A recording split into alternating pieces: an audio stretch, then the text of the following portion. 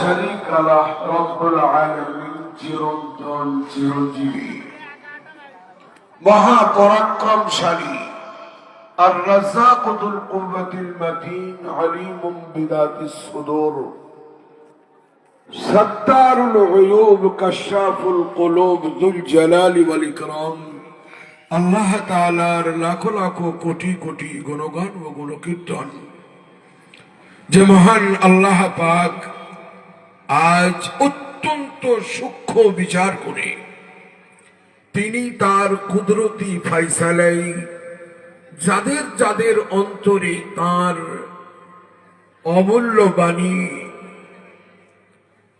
গ্রন্থ মুকুট গ্রন্থ সম্রাট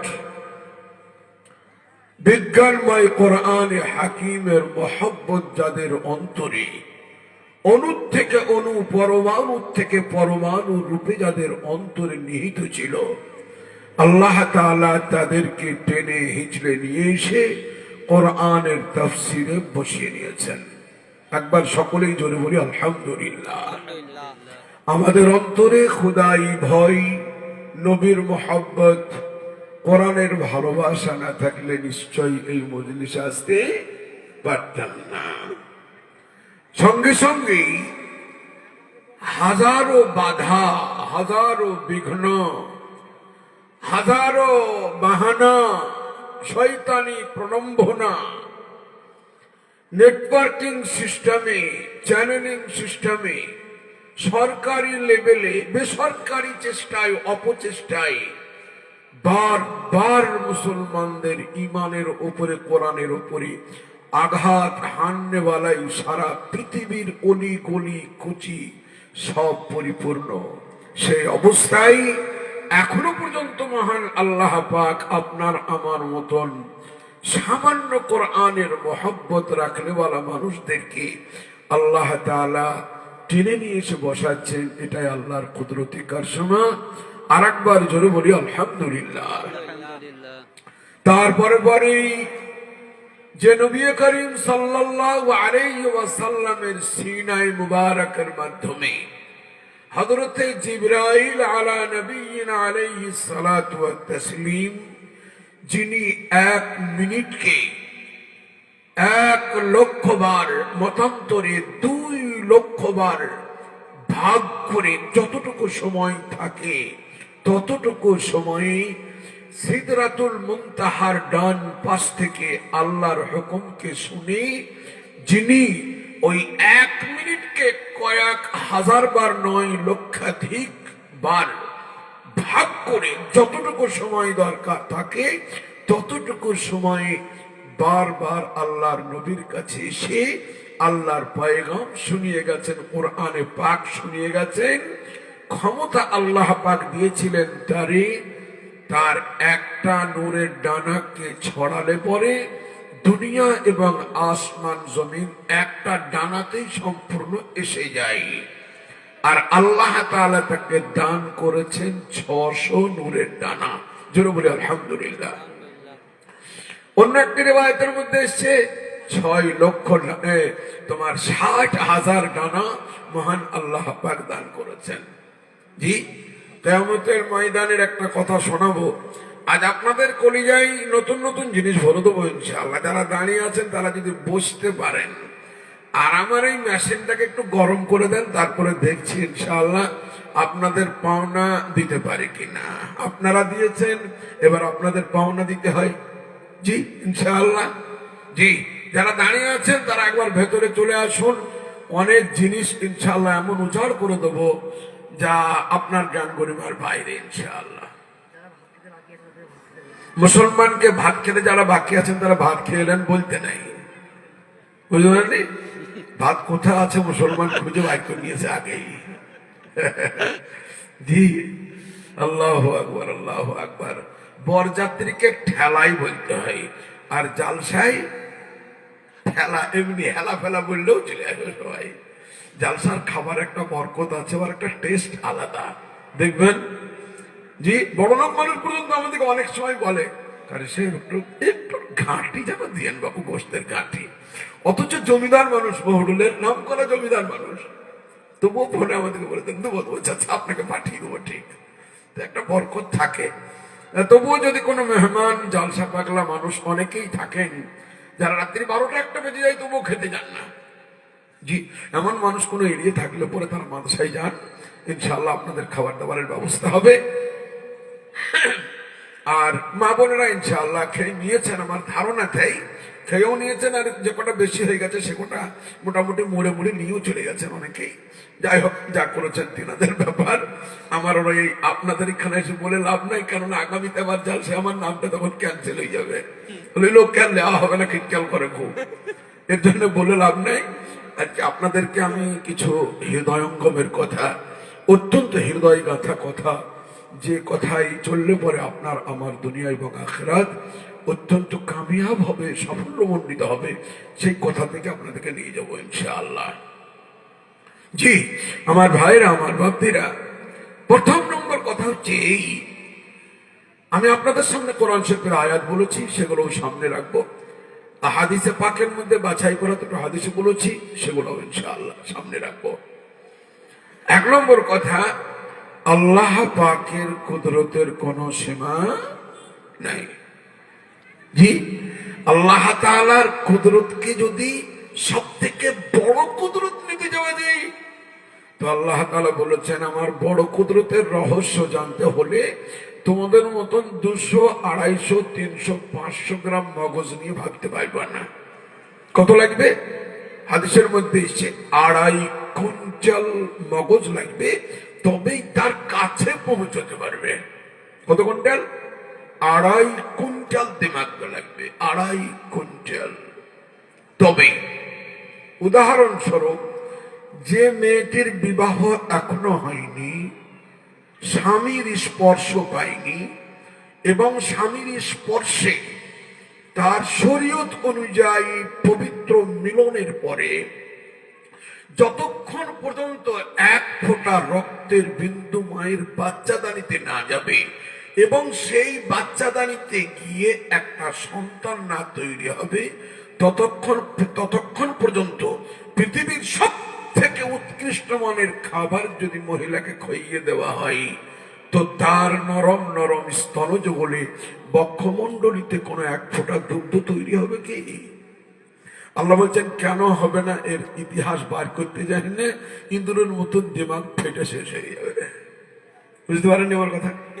জি আমার ভাই, আল্লাহ বলেন একদম কমা উদাহরণ দেব, হলুদ সরিষের গাছে যে ফুৎকি বসে থাকে না, আমরা ফুৎকিও বলি, ফুৎকিও বলি, জি, তো আল্লাহ বলছেন এর আমি স্টমাক, এর হার্ট, এর রক্ত প্রবাহিত, ও যেরকম জানোয়ার তেমনি সবকিছুই তৈরি করেছে, কিন্তু তোদের বাবার তাকাত নাই, তোদের দূরবীন নয়, অনুবীক্ষণ যন্ত্র নয়, আরো হাজারো যন্ত্র ব্যবহার করলে খুঁজেই পাবি না।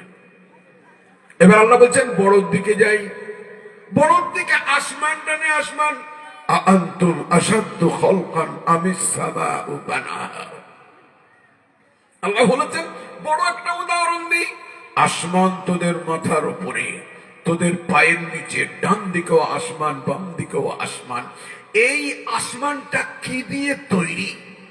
কেন সূর্যের উত্তাপ তাকে গলাতে পারে না? যে সূর্যের উত্তাপ মাত্র 1 হাত নেমে এলে তোরা মাছ পোড়া হয়ে যাবে, সেই সূর্য আসমানে আমি উদিত করি। কোরআন শরীফ, তাবারাকাল্লাযী জাআলা ফিস সামাই বুরুজা ওয়া জাআলা ফিহা সিরাজা। সিরাজা মানে সূর্য, জি, ওয়া কামারাম মুনিরা, প্রজ্বলিত এবং অত্যন্ত সৌন্দর্য, সুশীতল স্নিগ্ধ আলো দান করেছি। চন্দ্রকে আর উত্তপ্ততা দান করেছি, প্রখরতা দান করেছি, যা জীবনে কোনোদিন আয়ত্তে আনতে পারবি না সৌরজগৎ, তাকে আমি উদিত করেছি আসমানে। গলল না কেন? আল্লাহ তাআলা আল্লাহকে বলছেন ফাসাওয়া, আমি আসমানকে মসৃণ তৈরি করেছি, খইতে বইতে নয়, মসৃণ। একটা কাঠের টুকরো সুন্দর ঘিসকাত নাইলে তাকে মসৃণ করা অসম্ভব, কিন্তু আমি আসমানকে কেমন করে বানিয়েছি বল? জি, এর মসৃণতা কোত্থেকে এলো? আল্লাহ তাআলা এটা চ্যালেঞ্জ করেছেন। আরো চ্যালেঞ্জ করেছেন মহান আল্লাহ পাক অনেক অনেক। আল্লাহ তাআলা বলেন ডিমের ভিতরে বাচ্চাকে কেমন করে জন্ম দিলাম, কোকিল কেন কাকের বাসায় ডিম পাড়ে, কেন একটি গাভীর শরীরে 10 কিলো দুধ থাকবে, দুধ সমেত তাকে ওজন করার পর যদি 1 কুইন্টাল দাঁড়ায়, দুধ দহন করার পরও 1 কুইন্টাল ওজন তার কেন হচ্ছে, এর দিমাগ তোদেরকে আমি দিইনি। মায়ের পেটে সন্তান কি জন্ম নেবে, চোর না ডাকাত, ভালো না মন্দ, কালো না গোরা, মা বাপের কথা শুনবে না লাথি মারবে, শাহরুখ খানের ঘুষি শিখবে সেটা মা বাপের গালেই মারবে, না ব্রেনি হবে না খাপা, পাগলা হবে না বেহুশা, কি হবে? বাপ মা তোরা নিজেরাই তৈরি করবি, তোদের সংস্পর্শ না হলে সন্তান তৈরি হবে না। কিন্তু কি তৈরি হবে তার সমষ্টিগত বলা তোদের জীবনে কোনোদিন এ জ্ঞান অর্জন তোদের হবে না। ধরে বলবেন আলহামদুলিল্লাহ। হবে কি কেউ বলতে পারবে? দুজন মা বাপ দুটোই ভরসা, সন্তান হয়ে গেছে চিমাবকরি। চিমাবকরি মানে মোহাম্মদান একটা খেলু ছিলেন, কালো ভুজঙ্গ আমাদের কালে, জি। আর মা বাপ দুটোই কালো, 1 নম্বরের ভরসা। মাঝিদের হচ্ছে না? মাঝিদের হয় না? হয় না? অনেক মেজানকে তাকিয়ে দেখতে পারি, বাবু ইয়ে আবার করতে গেল রে বাবা, কোন ঘুল মিল গেল রে বাবু, কোথায় কি গন্ডগোল হয়ে গেল? জি, এটা আল্লাহ তাআলার কুদরত। আমার ভাইরা, আমার বাপদিরা, আরো আল্লাহ তাআলা বলেছেন বারমুডা ট্রায়াঙ্গেলের কথা ছেড়েই দেন, জি ছেড়ে দেন সমুদ্রের কথা। আল্লাহ তাআলা বলেন আমি কাকে কেমন করে রুজি দান করি তোদের আয়ত্তের বাইরে। মহান আল্লাহ পাক বলেন বড়র মধ্যে আরেকটা জিনিস না, পৃথিবীর সবথেকে মূল্যবান জিনিস মানুষের প্রাণ। কোথায় কেমন করে কোন জায়গায় কেমন করে তাকে রেখে দিয়েছি আর কেমন করে চলে যায়। আর আমি আল্লাহ কোরআনে কত চালাকির সঙ্গে লিখে দিয়েছি, দেখ আমি লিখে দিয়েছি কুল্লু নাফসিন যায়িকাতুল মাউত, প্রত্যেকটি আত্মাকে জীবনকে মৃত্যুবরণ করতে হবে। নয় এই তর্জমা যদি কেউ করেন, মানে যদি করেন বহুল তর্জমা, যায়িকাতুল মাউত, মৌতের স্বাদ চাইতে হবে, বুঝতে পারেননি? তার মানে আল্লাহ বলতে চাইছেন তোদের এই কাঠামোটার মরণ হবে, কিন্তু জীবন এবং প্রাণের মরণ হবে না। মরণের স্বাদ চাইবে, থেকে যাবে ও ডাইরেক্ট। সেই পাখিটাকে আমি উড়িয়ে নিয়ে চলে যাই, পড়ে থাকে খাঁচা, খাঁচা ভেঙে চুরে লটাপটি করে যেখানে পড়ে থাকবে সেখানেই কবরে পড়ে, যাকে নিয়ে আমার আসল দরকার তাকে আমি কোন ফাঁকে উড়িয়ে দিয়েছি, তার কোনো যাওয়ার রাস্তা থাকার রাস্তা কোথাও খুঁজে পাবি না। কোরআন শরীফ, ইয়াসআলুনাকা আনির রূহ, হে নবীজি আপনাকে জিজ্ঞেস করবে আপনার উম্মতের নরনারী প্রাণ বায়ু কি জিনিস। কুলির রূহু মিন আমরি রব্বি, আপনি বলে দেন এই লাল নয়, নীল নয়, সবুজ নয়, এর আকার প্রকার কিচ্ছু নয়, এটা আল্লাহ পাকের হুকুম, থাক তো আছে, বেরিয়ে আই তোর জন্য। জি, বলার ক্ষমতা আছে কোনোদিন? কোনোদিন কারোর বলার ক্ষমতা নেই। বলার ক্ষমতা থাকলে পরে মাদার টেরিজার পাশে 18 জন লন্ডন ফ্রান্সের, এফার্সিয়াস লন্ডন, এফার্সিয়াস এডিন, এফার্সিয়াস জার্মানি বসেছিলেন। 18 জন ডাক্তারদের চোখের সামনে আজরাইল কখন এসেছেন, মাদার টেরিজার জীবন কবজ করে নিয়ে চলে গেছেন, ডাক্তাররা বুঝতেও পারলেন না কিছু। জোরে বলবেন না সুবহানাল্লাহ। আমার ভাই, এগুলো খোদার চ্যালেঞ্জ। তো আল্লাহ পাকের কুদরতের কোনো সীমা নেই। নাম্বার 2, আপনি আমি আজকে এই মাহফিলে এসেছি, তো আপনি আমি সব থেকে বড় ভাগ্যবান। জোরে বলি আলহামদুলিল্লাহ। কেন? 3টে তার কারণ, 3টে তার কারণ। 1 নম্বর কারণটা বলে দিই, আমার ভাইরা, আমার বাপ্পিরা, আমার মা এবং বোনের দলেরা, ভালো করে শুনুন। আপনি আজকে এসেছেন বাঁচাতে কোরআন। আপনি পৃথিবীর মানুষের মধ্যে সব থেকে বড় ভাগ্যবান। জোরে বলি আলহামদুলিল্লাহ। জি, আমি একটা একটা করে বুঝিয়ে দেবো ইনশাআল্লাহ। কোন দিক দিয়ে ভাগ্যবান, দেখুন আল্লাহ তাআলা ভাগ্যবান বানালেন। 1 নম্বর ভাগ্যবান আমরা নবী মুস্তাফা মুর্তজা হুজুর আকরাম সাল্লাল্লাহু আলাইহি ওয়াসাল্লামের উম্মতের নরনারী। বলে হুজুর এইটাই বললেন, বাস এতটুকু ভাগ্যবান হয়ে গেলাম? না না না, আল্লাহ রাসূল সাল্লাল্লাহু আলাইহি ওয়াসাল্লাম বসে রয়েছেন। এমন সময় শুভাগমন করলেন হযরতে জিবরাইল আলাইহিস সালাম। তিনি শুভাগমন করলেন। আল্লাহর নবী জিজ্ঞেস করলেন, বলো জিবরাইল কোন বার্তা মহান আল্লাহ পাকের তরফ থেকে নিয়ে এসেছো? হযরতে জিবরাইল বললেন, ইয়া রাসূলুল্লাহ, ইয়া হাবিবাল্লাহ, হুজুর, দুটো অফার আপনার জন্য মহান আল্লাহ পাক পাঠিয়েছেন। যেটি মন চাইবে সেটি আপনি গ্রহণ করুন, আর যেটি মন চাইবে না সেটি আপনি ছেড়ে দিন। দুটো অফার। জি, ভালো করে শোনেন, আমি একদম নতুন কথা শোনাচ্ছি। দুটো অফার। এক নম্বর অফার, বলো জিবরাইল, হযরতে জিবরাইল আলাইহিস সালাম বললেন, ইয়া রাসূলুল্লাহ, হুজুর, প্রথম নম্বর অফার, আপনার উম্মতের নরনারীর মধ্যে অর্ধেক উম্মতের নরনারী সকলকে বিনা হিসাবে জান্নাতে দেওয়া হবে।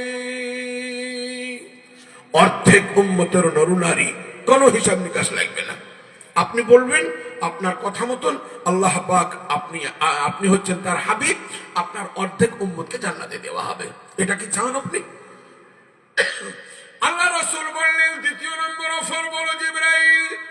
হযরতে জিবরাইল আলাইহিস সালাম বললেন, ইয়া রাসূলুল্লাহ, হুজুর, দ্বিতীয় নম্বর অফার, নইলে আপনি সিফারিশ করার বাগডোর আল্লাহ পাকের কাছে উম্মতের নরনারীর জন্য আপনি সিফারিশ করে করে জাহান্নাম থেকে মুক্তি দেবেন, জান্নাতে তাদের প্রবেশ করে দেবেন। ইয়া রাসূলুল্লাহ, হুজুর, সিফারিশের বাগডোর আপনি আপনার হাতে নিন। হয় সিফারিশ করার বাগডোর লাগাম খানি হাতে নিন, নইলে অর্ধেক উম্মতের নরনারীকে জান্নাতে নিয়ে নিন। আল্লাহর নবী বললেন, যাও জিবরাইল, ফিরে চলে যাও, আমার রবকে, আমার খালিক এবং মালিককে, আমার হাবিবকে গিয়ে বলো, সুন্দর করে বলে দাও, আমি প্রথম নম্বর অফার কোনদিনই গ্রহণ করব না। আমার উম্মতের নরনারী অর্ধেক। দ্বিতীয় নম্বরটি আপনি গ্রহণ করলেন কেন?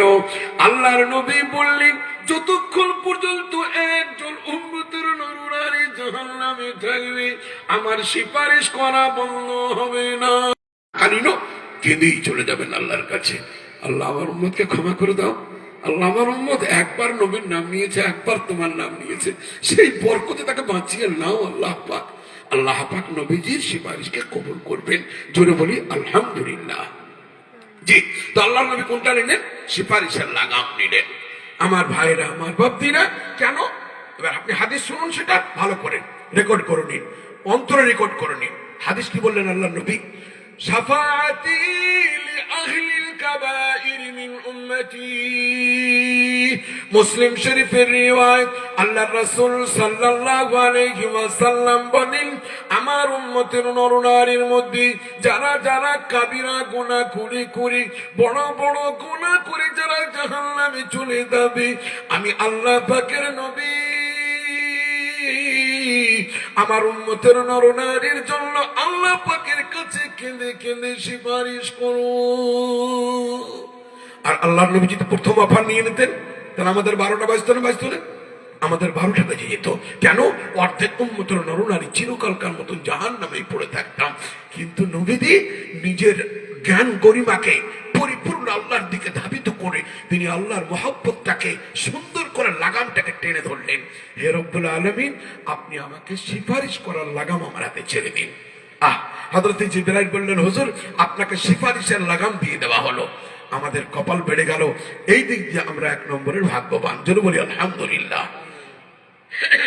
আমার ভাইরা, আমার বাপদিরা, দ্বিতীয় নম্বর ভাগ্যবান কেমন করে বলে দিই। আল্লাহর রাসূল সাল্লাল্লাহু আলাইহি ওয়াসাল্লাম সাহাবায়ে কেরামদের সামনে সুন্দর করে তিনি বলে বলে বুঝাচ্ছেন, এ আমার সাহাবায়ে কেরামের দল, আগামী কাল কিয়ামতের দিন মহান আল্লাহ পাক মৃত্যুকে একটি জানোয়ারের আকারে নিয়ে আসবেন। মৃত্যু, মরণ, যেটা মরণ হচ্ছে না, এটা জানোয়ারের আকারে নিয়ে আসবেন। জাহান্নামীরা জাহান্নামে চলে যাবে, জান্নাতীরা জান্নাতে চলে যাবে। মৃত্যুকে একটা পশুর আকারে নিয়ে আসা হবে। কোটি কোটি জান্নাতি, কোটি কোটি জাহান্নামীদের চোখের সামনে মহান আল্লাহ পাক ওটাকে জবাই করতে বলবেন। জবাই যেমন করে দেওয়া হবে, মহান আল্লাহ পাক জলদ গম্ভীর স্বর মহান আল্লাহ পাক বলবেন, হে জান্নাতীরা শুনে নাও, হে জাহান্নামীরা শুনে নাও, আজ মরণের মৃত্যু হয়ে গেল, মরণের মরণ হয়ে গেল। মৃত্যু বলে কোন জিনিস তোমাদের জিন্দেগিতে আর হবে না, আর তোমাদের মরণ হবে না। মৃত্যুকে আমি মেরে দিলাম, জি, মরণকে আল্লাহ তাআলা মেরে দিলেন। তার মানে জাহান্নামে যারা গেছো তারা আর জাহান্নাম থেকে বেরোতে পারবে না। জান্নাতে যারা চলে গেছো জান্নাত থেকেও আর তোমরা বহিষ্কার হবে না। চিরন্তনের জন্য, চিরকালের জন্য জাহান্নামে তোমরা জাহান্নামে থেকে যাও, আর জান্নাতীরা জান্নাতে থেকে যাও। সব হয়ে যাবে। আল্লাহ পাকের একটা আওয়াজ আসবে। আল্লাহ পাক কোরআন শরীফে আল্লাহ তাআলা সেটা বলেছেন, একটা আওয়াজ আসবে। মহান আল্লাহ পাক নিজের গম্ভীর আওয়াজে একটা আওয়াজ দেবে, এই জান্নাতীরা শোনো, এই জাহান্নামীরা শোনো, মৃত্যুকে মরণ দেওয়া হয়ে গেছে। এবার তোমরা বলো, হাল বাজাতুম মা ওয়াদা রাব্বুকুম, হে জাহান্নামীরা তোমরা কি সেগুলা পেয়েছো যেগুলা আমি তোমাদেরকে বদলা দেবো বলেছিলাম? জি, তোমাদেরকে আমি বলেছিলাম খবরদার শয়তানের পাল্লাই পড়ে মুনাফিক হয়ে যেও না, শিরিক করনেওয়ালা বেনে যেও না, খবরদার খোদাদ্রোহী কাদের সঙ্গে লিপ্ত হইও না। শয়তান তোমাদের জন্য প্রকাশ্য শত্রু। জি, এটা যাদেরকে বলেছিলাম জাহান্নাম দেবো, বলেছিলাম হুতামাই ফেলবো, বলেছিলাম লাজাই ফেলবো, বলেছিলাম জাহান্নামে ফেলবো, বলেছিলাম জাহিমে ফেলবো, বলেছিলাম নিরানে ফেলবো, পেয়েছো তোমরা সেইগুলো? সাইর তোমাদেরকে দিয়েছি, এগুলো সব জাহান্নামের নাম। জি, তোমরা পেয়েছো। আমি বলেছিলাম তোমাদেরকে এমন খাবার খাওয়ানো হবে তোমাদের পেটের আতুরি ভুটুরি সব গলে পেছনের রাস্তায় চলে যাবে, মরণ মরণ করে চিৎকার করবে, কিন্তু মৃত্যুকে আমি মেরে দিয়েছি, আর মরণ তোমাদের হবে না। পেয়েছো? জাহান্নামীরা বলবে আওয়াজ দিয়ে, ওগো আল্লাহ পাক যেটা দেবো বলেছেন তার থেকে শতগুণ পেয়ে গেছি, তার থেকে শতগুণ পেয়ে গেছি। এবার জান্নাতীদের পালা আসবে। আল্লাহ তাআলা বলবেন, ইয়া আহলাল জান্নাহ হাল ওয়াজাদতুম মা ওয়াদা রাব্বুকুম, তোমরা কি পেয়ে গেছো আমি তোমাদেরকে যেগুলো ওয়াদা করেছিলাম? জি, সঙ্গে সঙ্গে দুটো দল হয়ে যাবে, একটা উলামা আউলিয়ায়ে কেরামদের দল আর হুফাজদের দল, আর একটা হবে সাধারণ মানুষদের দল। আপনারা কিছু মনে করবেন না, সাধারণ মানুষটা সেদিন হাত তুলে, দুই হাত তুলে আল্লাহ পাককে বলবে, হে আল্লাহ, যা তুমি ওয়াদা করেছিলে 100% পেয়ে গেছি। তুমি ওয়াদা করেছিলে আমরা যদি জানুয়ারি মাসের ঠান্ডাকে উপেক্ষা করে বিবির মখমলের চাদর, মখমলের বিছানা ছেড়ে যদি ঠান্ডা পানিতে উযু করে ফজরের নামাজ জামাতের সঙ্গে, এশার নামাজ জামাতের সঙ্গে যদি পড়তে পারি, হে রব্বুল আলামিন, তুমি বলেছিলে ফজরের 2 রাকাত সুন্নাত আমার নিকটে দারুণ পছন্দ। তুমি বলেছিলে রাত্রির অন্ধকারে যখন প্রেমিক আর প্রেমিকা একাই যেমন থাকতে ভালোবাসে, আমি আমার বান্দাদের সাথে রাত্রির অন্ধকারে যখন ঘুমন্ত পড়িতে সারা পৃথিবী ব্যস্ত, সেই সময় কেউ 2 রাকাত 4 রাকাত 8 রাকাত তাহাজ্জুদের নামাজ পড়লে আমি আল্লাহ পাক দারুণ ভাবে তার মহব্বতে ব্যস্ত হয়ে যাই। আমি আসমানে জমিনে এসে তার উপরে রহমত বর্ষণ করি। আর কি দেবো বলেছি সেগুলো তোমরা পেয়েছো না, পাও নাই? সাধারণ মানুষেরা বলবে, আল্লাহ তোমার কথা মতন আমরা কাজ করেছি, সব পেয়ে গেছি। 100% নয়, বরং তার থেকেও কোনো পার্সেন্টেজ থাকলে আমরা সব পেয়ে গেছি। আয় আল্লাহ, ফল পেয়েছি, উঁচু বিছানা পেয়েছি, স্বর্ণ খচিত তাকিয়া পেয়েছি, আর এমন এমন জিনিস পেয়েছি যার জীবনে কোনোদিন শুনিনি, অন্তরের মধ্যেও কোনোদিন পোষণ করতে পারিনি, সব পেয়ে গেছি। ওলামায়ে কেরামরা চুপচাপ মাথা নিচু করে বসে থাকবে। কারা বসে থাকবে? আরো ওলামারা। কারা বসে থাকবেন? যে কোরআনকে আপনি আজকে প্রতিষ্ঠিত করবার নিয়ত নিয়ে 5টি টাকা পকেট থেকে আল্লাহর বাস্তে আল্লাহকে রাজি খুশি করার জন্য দিয়েছেন। কত? 5 টাকা মাত্র, 10 টাকা মাত্র দিয়েছেন। আমি 50,000 1 লাখের কাছাকাছিই গেলাম না। জি আমার ভাইরা, আমার বাপদিরা, উলামায়ে কেরাম, কোরআনের হাফিজগণ, উলামায়ে কেরাম, কুরআনে কেরামগণ, আউলিয়ায়ে কেরামগণ চুপচাপ থাকবে। আল্লাহ পাক বলবেন, তোমরা কি পাওনি? তাহলে তোমরা যে হাত তুললে না? উলামায়ে কেরামরা বলবেন, রব্বুল আলামিন, আমরা কিন্তু পেলাম না, আমরা পাইনি গো মহান আল্লাহ পাক। তুমি যে ওয়াদা করেছো, তোমার নবীর কাছ থেকে যা যা শুনেছি, রব্বুল আলামিন এখনো কিন্তু বাকি। আল্লাহ পাক জানেন কোনটা বাকি আছে, জানেন না? জানেন না?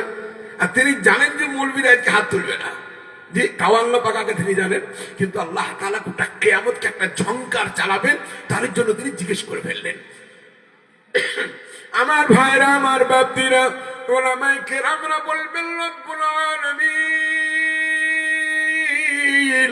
তুমি আমাদের নবী কুলের শিরোমণি মুহাম্মদুর রাসূলুল্লাহ সাল্লাল্লাহু আলাইহি ওয়াসাল্লামের জবান দিয়ে তুমি বলা করিয়েছিলে, আল্লাহর রাসূল সাল্লাল্লাহু আলাইহি ওয়াসাল্লাম সাহাবায়ে কেরামদেরকে একদিন বললেন, হে আমার সাহাবায়ে কেরামের দল, জান্নাতের সমস্ত কোটি কোটি নিয়ামতকে যদি এক পাল্লায় রাখা হয়, আর মহান আল্লাহ পাকের নূরানি চেহারা দেখার স্বাদ যদি এক পাল্লায় রাখা হয়, আল্লাহ পাকের দর্শন কিন্তু জান্নাতীদের জন্য বিরাট নিয়ামত।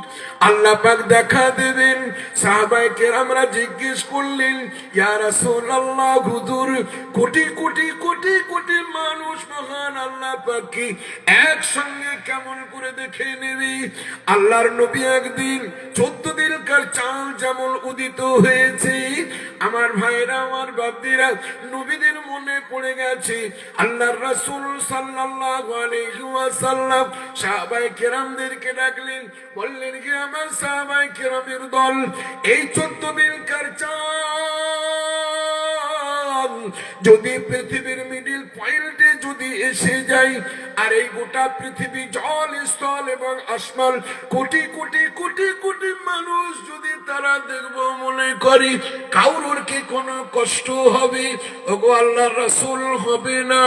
আল্লাহর নবী বলেছিলেন, সেদিন কিয়ামতের দিনে তোমাদেরকে মহান আল্লাহ পাক কোটি কোটি চন্দ্রকে একত্রিত করলে যেমন উজ্জ্বল হয়ে যায় সারা আসমান জমিন, সেই রকম নূরানি নূর নিয়ে দেখা দেবেন। জোরে বলুন সুবহানাল্লাহ। হে আল্লাহ পাক, আমরা সেটা এখনো পাইনি, ওই নিয়ামত এখনো পাইনি। আল্লাহ বলবেন, ঠিক বলেছো, ঠিক বলেছো, আমাকে তোমরা দেখতে পাওনি। এবার ওলামায়ে কেরামরা, বক্তারা করেন কি, বাস চুপ করে এটাকে বলেন যে আল্লাহ পাক দেখা দেবেন। আমি আপনাকে তফসিল করে বলছি। আমার ভাইরা, আমার বাপদিরা, কিয়ামতের ময়দানে একটি ময়দান তৈরি করা হবে। আল্লাহ পাক ময়দানটাকে রবারের মতো টেনে বড় করে দেবেন। মহান আল্লাহ পাক সেই ময়দানের নাম রেখে দিবেন মাজিদ। কি নাম হবে? ময়াকার বর্গী জয় দীর্ঘী দ, মাজিদ। সেই ময়দানটির নাম হবে মাজিদ। আল্লাহ তাআলা হুর গেলে মানদেরকে ডাকবেন, হুর গেলে মানদেরকে, হে আমার কোটি কোটি হুরের দলেরা, হে আমার লক্ষ লক্ষ গিলমানের দলেরা, তোমরা শুনে নাও, আমি একটি ময়দান তৈরি করেছি হাসরের ময়দানে। সেই ময়দানটির নাম দিয়েছি মাজিদ। ওই মাজিদ নামক ময়দানে তোমরা তাড়াতাড়ি যাও, তিনটি সুন্দর মঞ্চ তৈরি করো। একটি মঞ্চের উপরে লিখে দাও এটা সভাপতির আসন, দ্বিতীয় মঞ্চের উপরে লিখে দাও, দ্বিতীয় সিংহাসনের উপরে লিখে দাও এটি প্রধান অতিথির মঞ্চ, এটা প্রধান অতিথির আসন। তৃতীয় নম্বর একটি জায়গার মাথার উপরে লিখে দাও এটা বিশেষ অতিথির আসন। কটা আসন হবে? তিনটে। হে আল্লাহ, কি দিয়ে তৈরি করব? জান্নাতুল ফিরদাউসে যাও, যাওয়ার পরে হিরে কাঞ্চন মণি মুক্তা প্রবাল জুমার জাত দিয়ে নানান রকমের মতির টুকরো দিয়ে আমি আল্লাহ পাক সমুদ্রের মতন তলে 10,000 নিয়ামত লুকিয়ে রেখেছি। সেই 10,000 নিয়ামতের মধ্যে মানুষের আয়ত্তে মাত্র 200টি আসবে, 9,800টি আসবে না। কত ধাতু রেখেছেন আল্লাহ তাআলা? হাদিসের মধ্যে 10,000 নিয়ামত আল্লাহ সমুদ্রের তলায় লুকিয়ে রেখেছেন। বহুত কষ্ট করে কিয়ামত পর্যন্ত বিজ্ঞানের হাতে মাত্র 200 আসবে, আর কিছু কিছু দুই একটা এমনও আসবে যার নাম দুনিয়ায় থাকবে, দেখতে পাবে না মানুষ কোনোদিনই। জি, আমরা সোমার জাত বলে কোন ধাতু চিনি না, প্রবাল বলে খানিকটা চিনি, একটা পাথর ওলাদের কাছে দেখতে পাওয়া যায়, তাই না? তো এই 10,000 নিয়ামত দিয়ে 10,000 মারাত্মক ধাতু দিয়ে আল্লাহ তাআলা তৈরি করতে বলবেন তিনটে মঞ্চ। একটা মঞ্চে থাকবে সভাপতির আসন, আর একটি মঞ্চে লেখা থাকবে সিংহাসনের উপরে লেখা থাকবে এটা প্রধান অতিথির আসন, 3 নম্বরে লেখা থাকবে বিশেষ অতিথির আসন। আল্লাহ পাক বলবেন, হে আমার রহমতের ফেরেশতারা, এবার তোমাদের ডিউটি, যাও সমস্ত ওই তিনটি মঞ্চের চারিদিকে কোটি কোটি মাইল দূর সুন্দর সুন্দর সিংহাসন আবিষ্কার করো, ফার্স্ট ক্লাস চেয়ার তৈরি করো। প্রথম নম্বর সারি যেটা হবে সেখানে আউলিয়ায়ে সেখানে আম্বিয়ায়ে কেরামদের আসন হবে। প্রথম নম্বর যেটা হবে এটা আম্বিয়ায়ে কেরামদের জন্য, দ্বিতীয় নম্বর যেটি হবে এটা সাহাবায়ে কেরাম এবং হাওয়ারিয়িনদের জন্য, যারা নবীগণদের সঙ্গে থেকে কোরআনের জন্য, তাওহীদের জন্য, রিসালাতের জন্য, আল্লাহর একত্ববাদকে রক্ষা করতে গিয়ে যারা শাহাদাত বরণ করেছেন তারা 3 নম্বর মঞ্চে থাকবেন, 2 নম্বর মঞ্চে থাকবেন, 3 নম্বর মঞ্চে থাকবেন। এরা হবেন ওই সমস্ত সাহাবায়ে কেরাম যারা প্রাণ তো দিতে পারেননি, কিন্তু নবীদের একটা ইশারার উপরে নিজের টাকা পয়সা শরীর সব বিলীন করে দিয়েছেন, সময় বিলীন করেছেন, চামড়া উতরে দেওয়া হয়েছে, তবুও তাদের কোনোদিন আল্লাহ ছাড়া কাউর কথা তাদের মুখ স্বীকার করেনি, ঠোঁট কোনোদিন হেলেনি। এদের মঞ্চ হবে 3 নম্বরে। 4র্থ নম্বর কাদের হবে? 4র্থ নম্বর হবে আউলিয়ায়ে কেরাম, 5ম নম্বর হবে সুলাহায়ে কেরাম, 6 নম্বর হবে মুত্তাকিন, 7 নম্বর হবে উলামায়ে কেরাম, 8 নম্বর হবে মুসাল্লিন, 9 নম্বর হবে মুবাল্লিগিন। এমনি করতে করতে আল্লাহ তাআলা স্তরকে সেদিন ঠিক করবেন।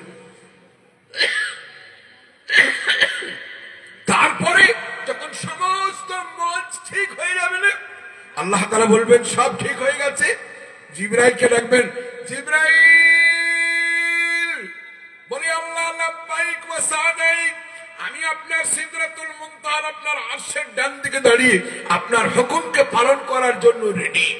যাও জিবরাইল, আমি হুর এবং গিরমানদের দ্বারাই একটা বিরাট বড় ময়দানকে আবিষ্কার করেছি, ময়দানটির নাম দিয়েছি মাজিদ, তুমি প্রদক্ষিণ করে এসো, সুন্দর করে দেখে এসো। হে রব্বুল আলামিন, কেমন করে দেখবো? আমি আল্লাহ পাক তোমাকে 600 নূরের ডানা দিয়েছি, সেই 600 নূরের ডানার উপরে ভর করে তুমি সব গোটা ময়দানকে প্রদক্ষিণ করে এসো। ত্রুটি বিচ্যুতি থাকলে আমার কুদরত সেটাকে আবার সুন্দর করবে। হযরতে জিবরাইল আলাইহিস সালাম প্রদক্ষিণ করতে যাবেন। আমার ভাইরা, আমার বাপদিরা, একটা কথা ফাঁকে বলে দিই, আপনার আমার ইসলাম ধর্মের গ্যারান্টি এবং দলিল সারা পৃথিবীর বুকে সবথেকে বড় মজবুত ইসলাম ধর্মের কোন একটি কথা কাউরর মাঠে বসে, যমুনা তীরে বসে, কোন জঙ্গলে বসে, অমুক জঙ্গলে বসে কাঠের কলম দিয়ে কালি দিয়ে লিখে এমনি গোটা একটা পুঁথি লিখে দিয়ে বলে দেবে যে এটা ধর্মগ্রন্থ, সে ইসলাম ধর্ম সেটা নয়। জোরে বলি আলহামদুলিল্লাহ। ইসলাম ধর্ম এসছে ডাইরেক্ট আল্লাহর তরফ থেকে, এসেছে আম্বিয়ায়ে কেরামদের হৃদয়ে, পাঠিয়েছেন মাধ্যম হযরত জিবরাইল আলা নবিয়িনা আলাইহিস সালাতু ওয়াত তাসলিম কে দিয়ে। জোরে বলি আলহামদুলিল্লাহ।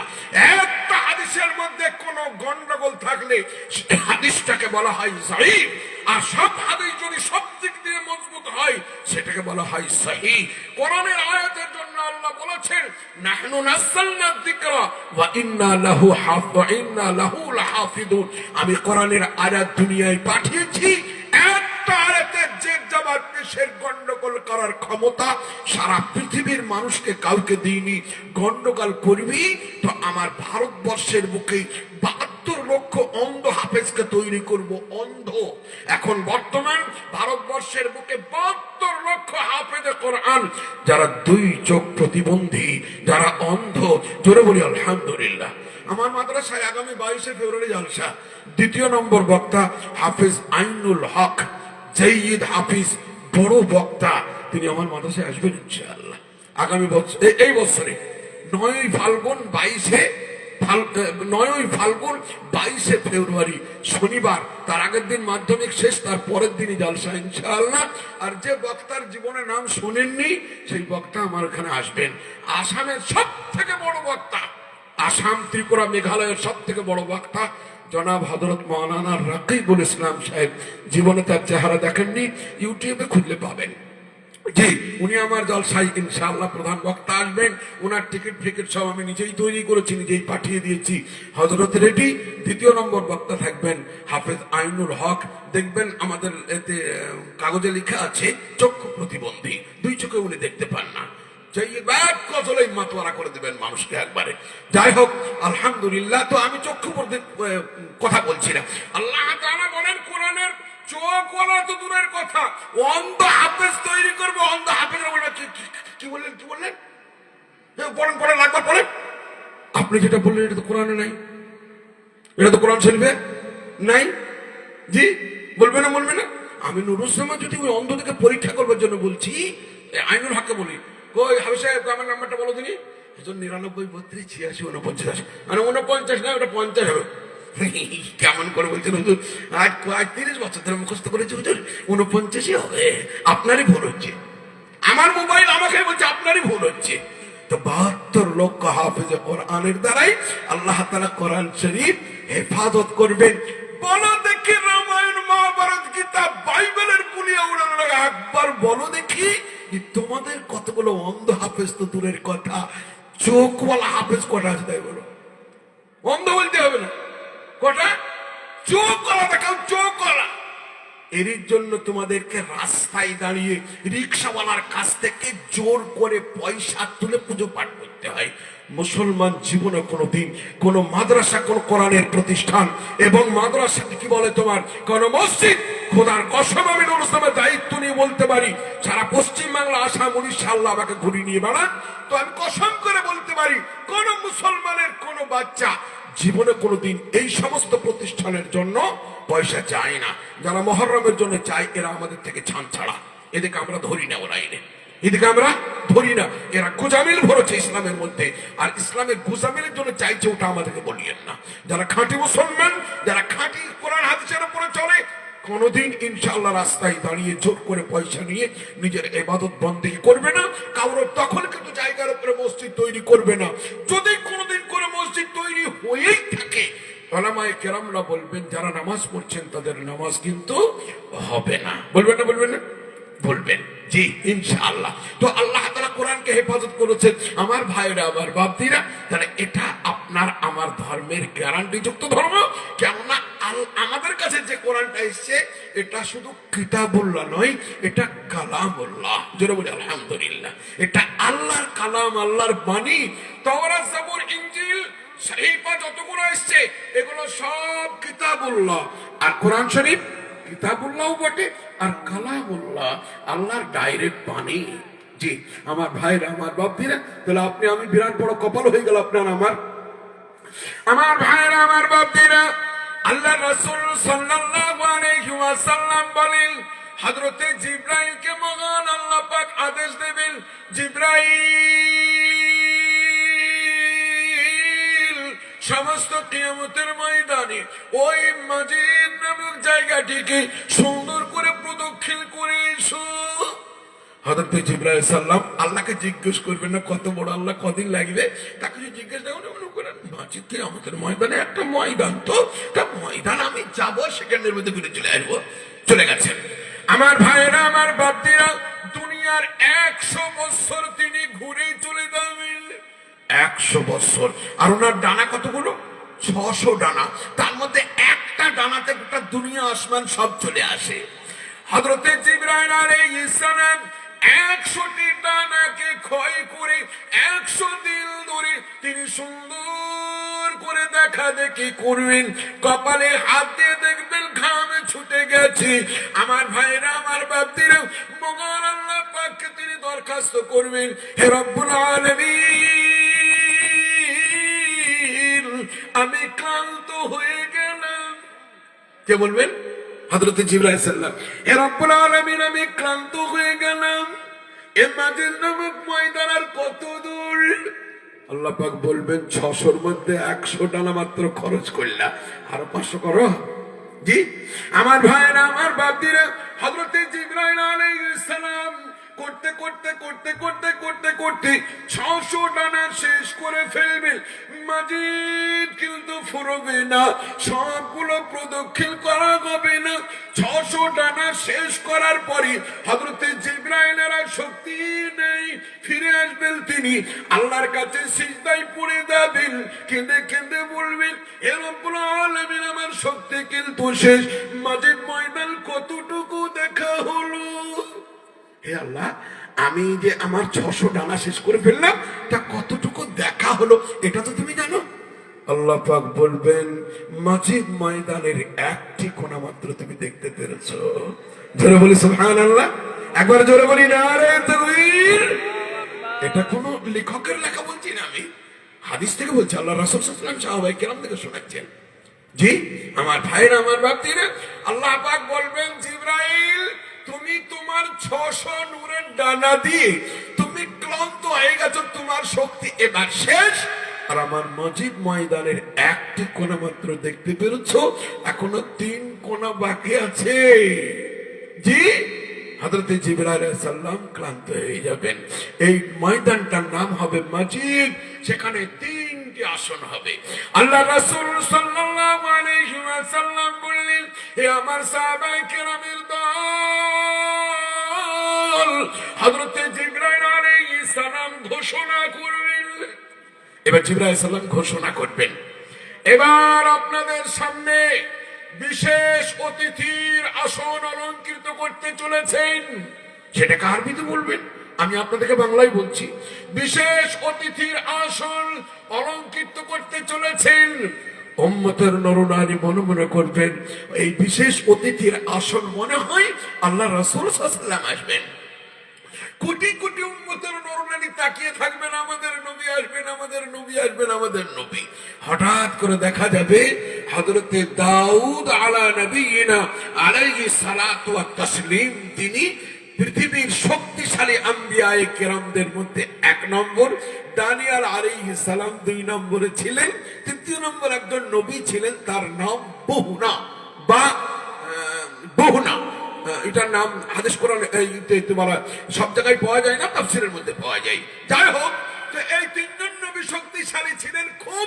তার মধ্যে দাউদ আলাইহিস সালাম 1 নম্বর শক্তিশালী ছিলেন, কেননা লোহাকে পিঘলিত করার জন্য আগুনের দরকার পড়তো না। দাউদ আলাইহিস সালাম লোহাকে 2 হাতে মুঠিতে চেপে যেমন ধরতেন, পানির মতন গলে যেত। জোরে বলে সুবহানাল্লাহ। জি এত শক্তিশালী নবী আল্লাহ তাআলা করেছেন। কি কোরআন শরীফের আয়াত, আল্লাহ তাআলা কোরআন শরীফে বলেছেন, বলে গেলাম, হাদিদা, আমি লোহাকে পিঘলিত পানির মতন করে দিয়েছি। দাউদ আলাইহিস সালামের আয়াতটা মনে পড়লে বলে দিচ্ছি ইনশাআল্লাহ।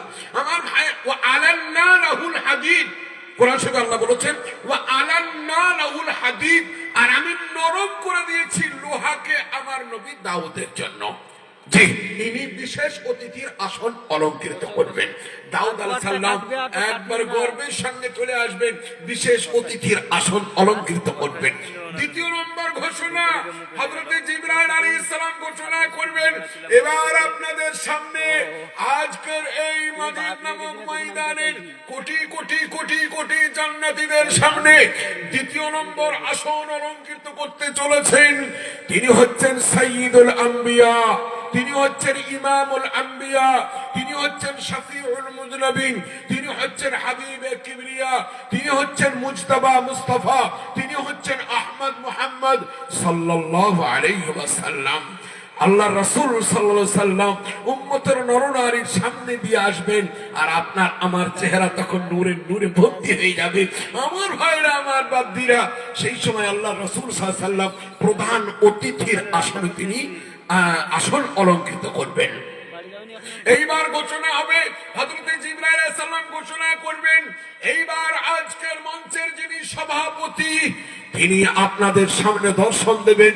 হে উলামায়ে কেরামদের দল, যাকে দেখবার জন্য আপনারা হাদিসে পড়েছিলেন আর আপনারা আল্লাহর সব নিয়ামত পাইনি বলে হাত তোলেননি, তারা এবার দেখতে পাবেন মহান আল্লাহ পাক তিনি প্রধান ওই কি বলে তোমার সভাপতির আসন অলঙ্কৃত করবেন।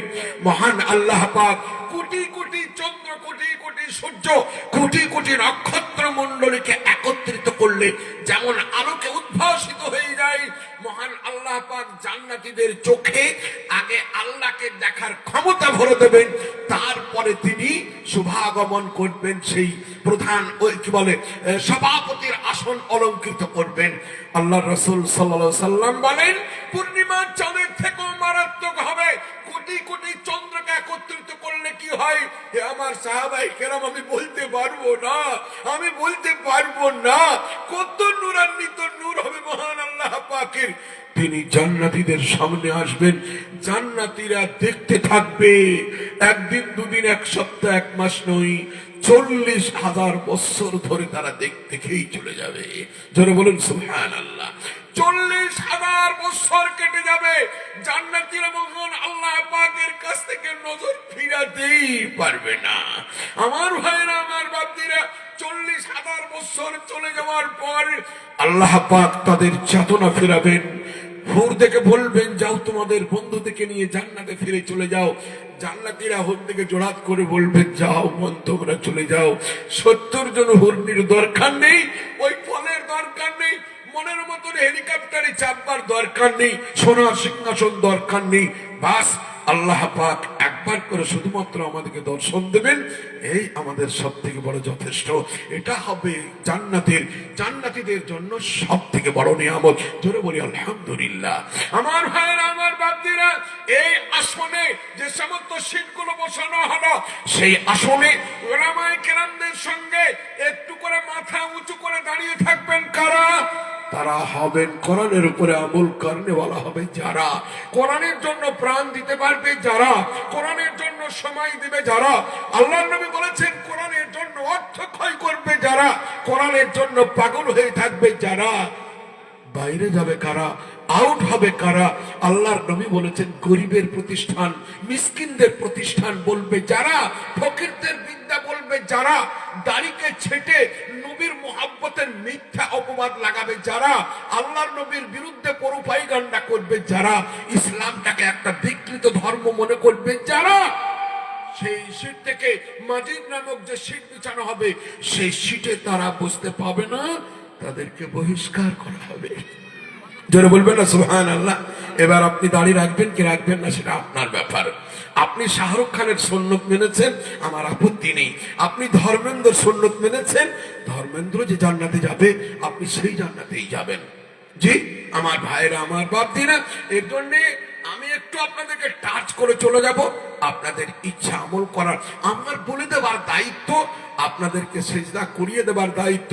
আর খোদার কসম আমি নুরুজ্জামা বলছি, একজন মানুষ যদি আজ, একটা মাত্র মানুষ যদি দাড়িওয়ালা বেনে যান, একটা মানুষ যদি নবীর প্রেমিক বেনে যান, আজ মাওলানা শের আলী সাহেবের, মাওলানা তালিম সাহেবের মাদ্রাসার যদি একজন মানুষ যদি নতুন করে নামাজি হয়ে যান, কোটি কোটি টাকা যদি এই মাদ্রাসার পিছনে খরচ হয়ে যায়, তো একজন মানুষকে যদি নামাজি বানাতে পারা যায়, তো এই জালসা, এই জুলুস, এই মাদ্রাসা, এই মাড়গ্রামের সরজমিন, এই মাড়গ্রাম এর মাটি পর্যন্ত আল্লাহর দরবারে গ্রহণীয় হয়ে যাবে, কবুল হয়ে যাবে। জোরে বলি আলহামদুলিল্লাহ। আমার ভাইয়েরা, আমার বাপদিরা, তো এই দ্বিতীয় নম্বর, আপনি 3 নম্বর ভাগ্যবান আপনি আমি, যেহেতু আল্লাহ তাআলা আমাদেরকে ওই মঞ্চেই বসা করাবেন যে মঞ্চে ওলামায়ে কেরামরা যাবেন। কেননা আজ আপনি ওলামায়ে কেরামদের সঙ্গ দিয়েছেন, আজ আপনি হাফেজদের সঙ্গ দিয়েছেন, অর্থ দিয়ে, মনোবল দিয়ে, সময় দিয়ে, আত্মবলিদান দিয়ে, পরামর্শ দিয়ে, মেহনত দিয়ে, সব রকম দিয়ে আপনি আল্লাহর কোরআনের পাশে দাঁড়িয়েছেন। রেহেল যদি আল্লাহর কোরআনের পাশে এসে রেহেলের সম্মান যদি কোরআনের মতন হয়ে যায়, জুসদান সামান্য 15 টাকা 20 টাকা দামের কাপড়, যতদিন কাপড়ের সঙ্গে ছিল ততদিন তার নাম ছিল কাপড়। আল্লাহর কোরআনের সঙ্গে সংস্পর্শে আসার কারণে ওর নাম যদি জুসদান হয়ে যায়। পিচবোর্ড এতদিন ছিল কাপড়ের দোকানের পিচবোর্ড, কোনদিন কেউ উজু করে তাকে ছয়নি, তার কপাল ছিল অত্যন্ত মন্দ। যেদিন থেকে আল্লাহর কোরআনের সংস্পর্শে এসে গেল, আল্লাহর কোরআনের ঢাকনা তৈরি হয়ে গেল, সেই দিন থেকে পৃথিবীর মুফতিরা বলবেন, তুমি কোরআন উজু করেও ছবে না, এই পিচবোর্ডটাকেও উজু না করে ছোঁয়া, জোরে বলুন, ছোঁয়া হবে না। না বলবে এই পিচবোর্ডটাকে ছোঁয়া হবে? বলবে কি? না, কোনদিন না। তাহলে পিচবোর্ড, তুমি কোরআনের পাশে আসার কারণে তুমিও হয়ে গেলে কোরআন। রেহেল, তুমি কোরআনের পাশে আসার কারণে তোমার ইজ্জত বেড়ে গেল আসমান ছোঁয়া। হিন্দুস্তান, তুমিও সামান্য কাপড় থাকা সত্ত্বেও আল্লাহর কোরআনের সংস্পর্শে হয়ে গেলে তুমি জুস্তান, বেড়ে গেল তোমার সম্মান। আমরাও যদি আল্লাহর কোরআনের পাশে আসতে পারি, আল্লাহর কোরআনের প্রতিষ্ঠানের পাশে আসতে পারি, কিয়ামতের দিনে আমরাও পাবো, কি বলে, আমরাও পাবো আল্লাহ পাক যিনি রহমান, তিনিও আমাদেরকে দান করবেন বিরাট বড় সম্মান। একবার জোরে বলি আলহামদুলিল্লাহ। তাহলে আপনার আমার বসাটা কত কপাল। আমি বলেছিলাম যে আপনারা সব থেকে ভাগ্যবান বসে আছেন। করমের ভাগ্যবান বললাম 3টে জিনিসের কারণে, 3টে কারণে। 1 নম্বর হচ্ছে আল্লাহ রাসূল সাল্লাল্লাহু আলাইহি ওয়াসাল্লামের উম্মতের নরনারী। 2য় নম্বর আমাদের হেদায়েতের জন্য আল্লাহ কোরআন শরীফ দিয়েছে। 3য় নম্বর আজ আমরা যে মাহফিলে বসে আছি, সেই মাহফিলটা একদিন কিয়ামতের দিনে তৈরি হবে। সেদিন হাফেজদের মাহফিলে, উলামাদের মাহফিলে, যারা 5,500 টাকা দিয়েছেন, যারা খেদমত করে মেহমানদের খাইয়েছেন, যারা কষ্ট করে আগুন জ্বালিয়েছেন, যারা উলামায়ে কেরামদের পাশে দাঁড়িয়েছেন, তারা সকলেই সেদিন মঞ্চে এক অপরের সঙ্গে মোলাকাত হবে। কেউ থাকবেন সামনের সিটে, কেউ থাকবেন মিডিল সিটে, কেউ থাকবেন পেছন সিটে, কিন্তু সবাই সেই ময়দানে জায়গা নেবেন যে ময়দানটার নাম হবে মাজিদ। আর আল্লাহ তাআলা নিজের দর্শন দেবেন সেদিন। একবার জোরে বলি আলহামদুলিল্লাহ, একবার জোরে বলি নারে তাকবীর। আমার ভাইরা, আমার বাপদিরা, এর জন্য কোরআনের সমপেক্ষী সারা পৃথিবীর বুকে কোন ধর্মগ্রন্থ নেই। গেল একটা। এবার আপনাদের চোখ দিয়ে খানিক পানি বের করে নি। আল্লাহ রাসূল সাল্লাল্লাহু আলাইহি ওয়াসাল্লামের সাহাবায়ে কেরামরা এমনি পাগল হয়ে যেতেন না, এমনি পাগল হয়ে যেতেন না।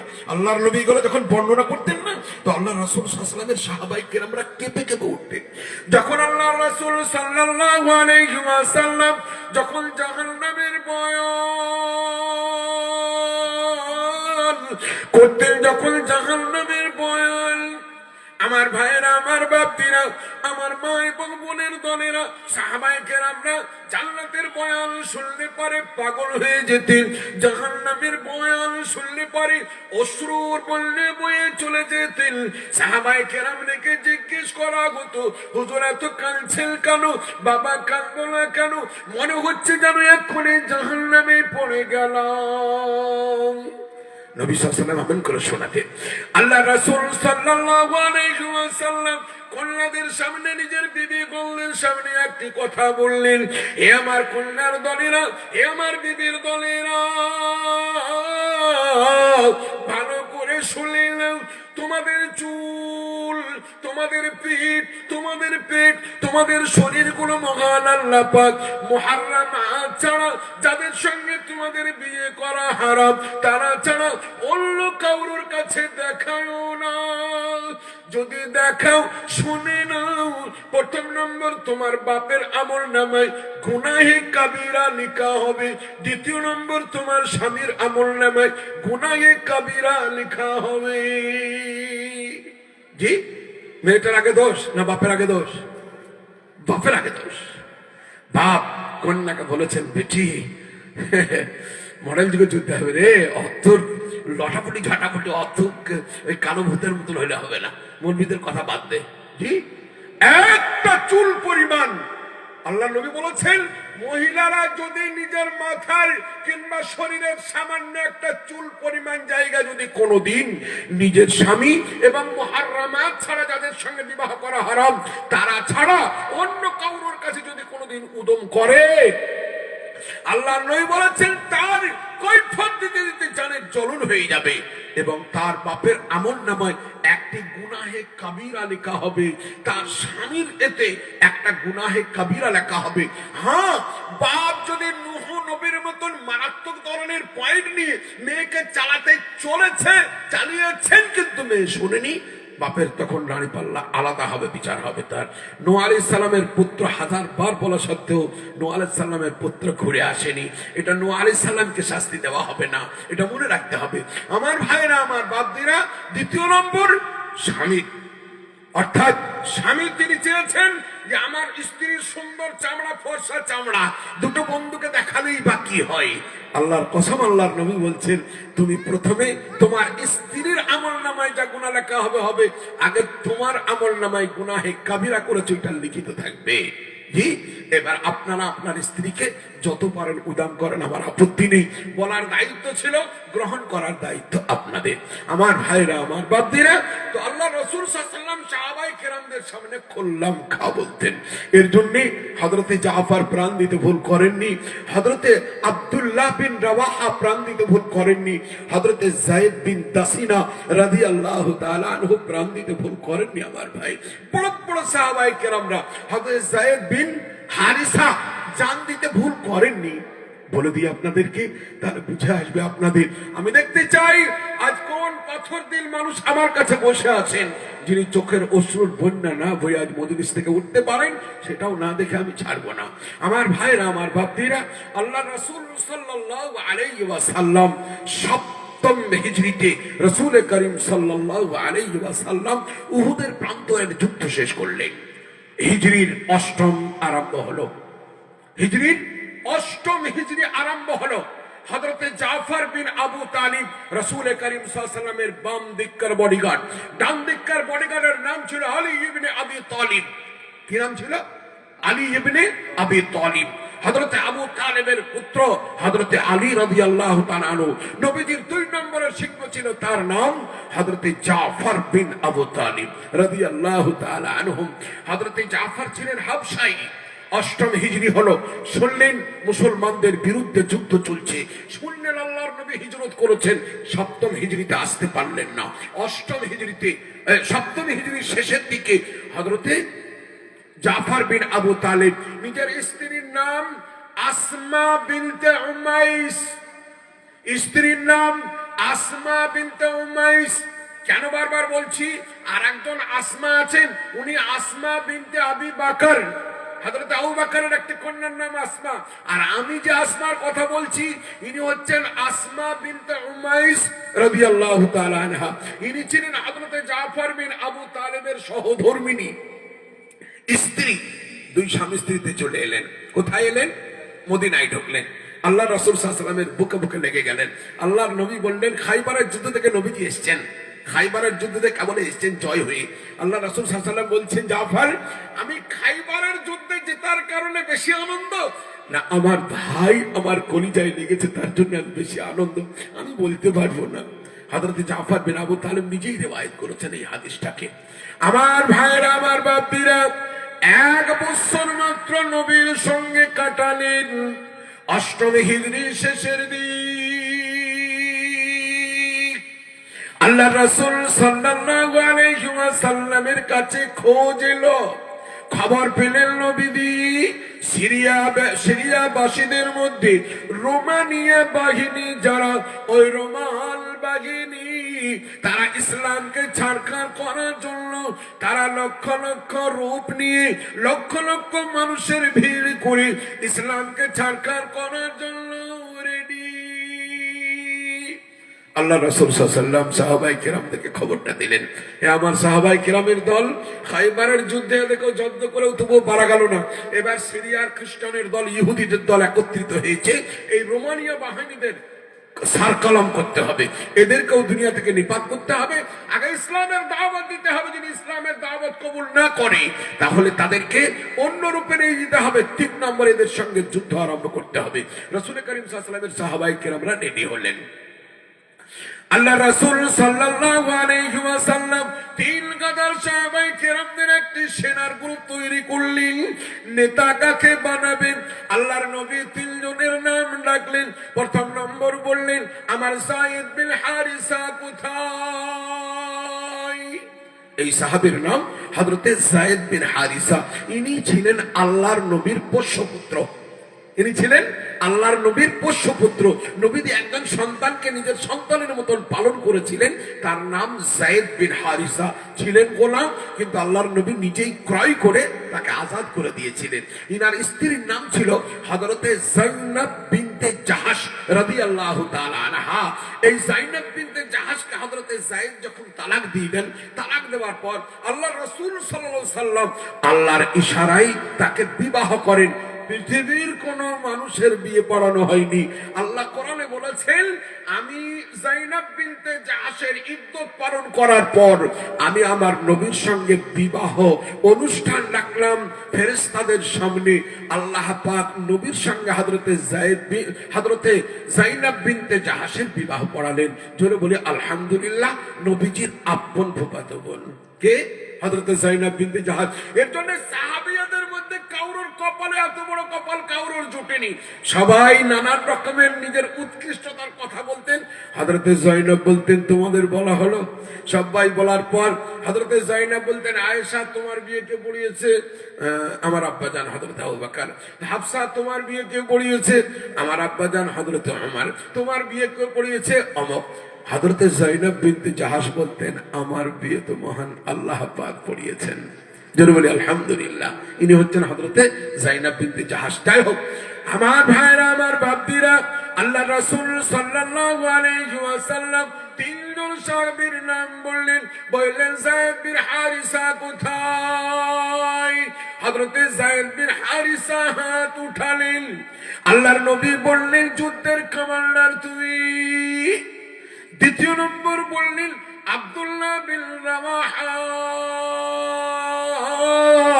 আমার কলিজার টুকরো নয়নের মনি সাহাবী কোথায়? হযরতে আব্দুল্লাহ বিন রাওয়াহা হাত তুললেন। আল্লাহর নবী বললেন, তৃতীয় নম্বরের কমান্ডার তুমি।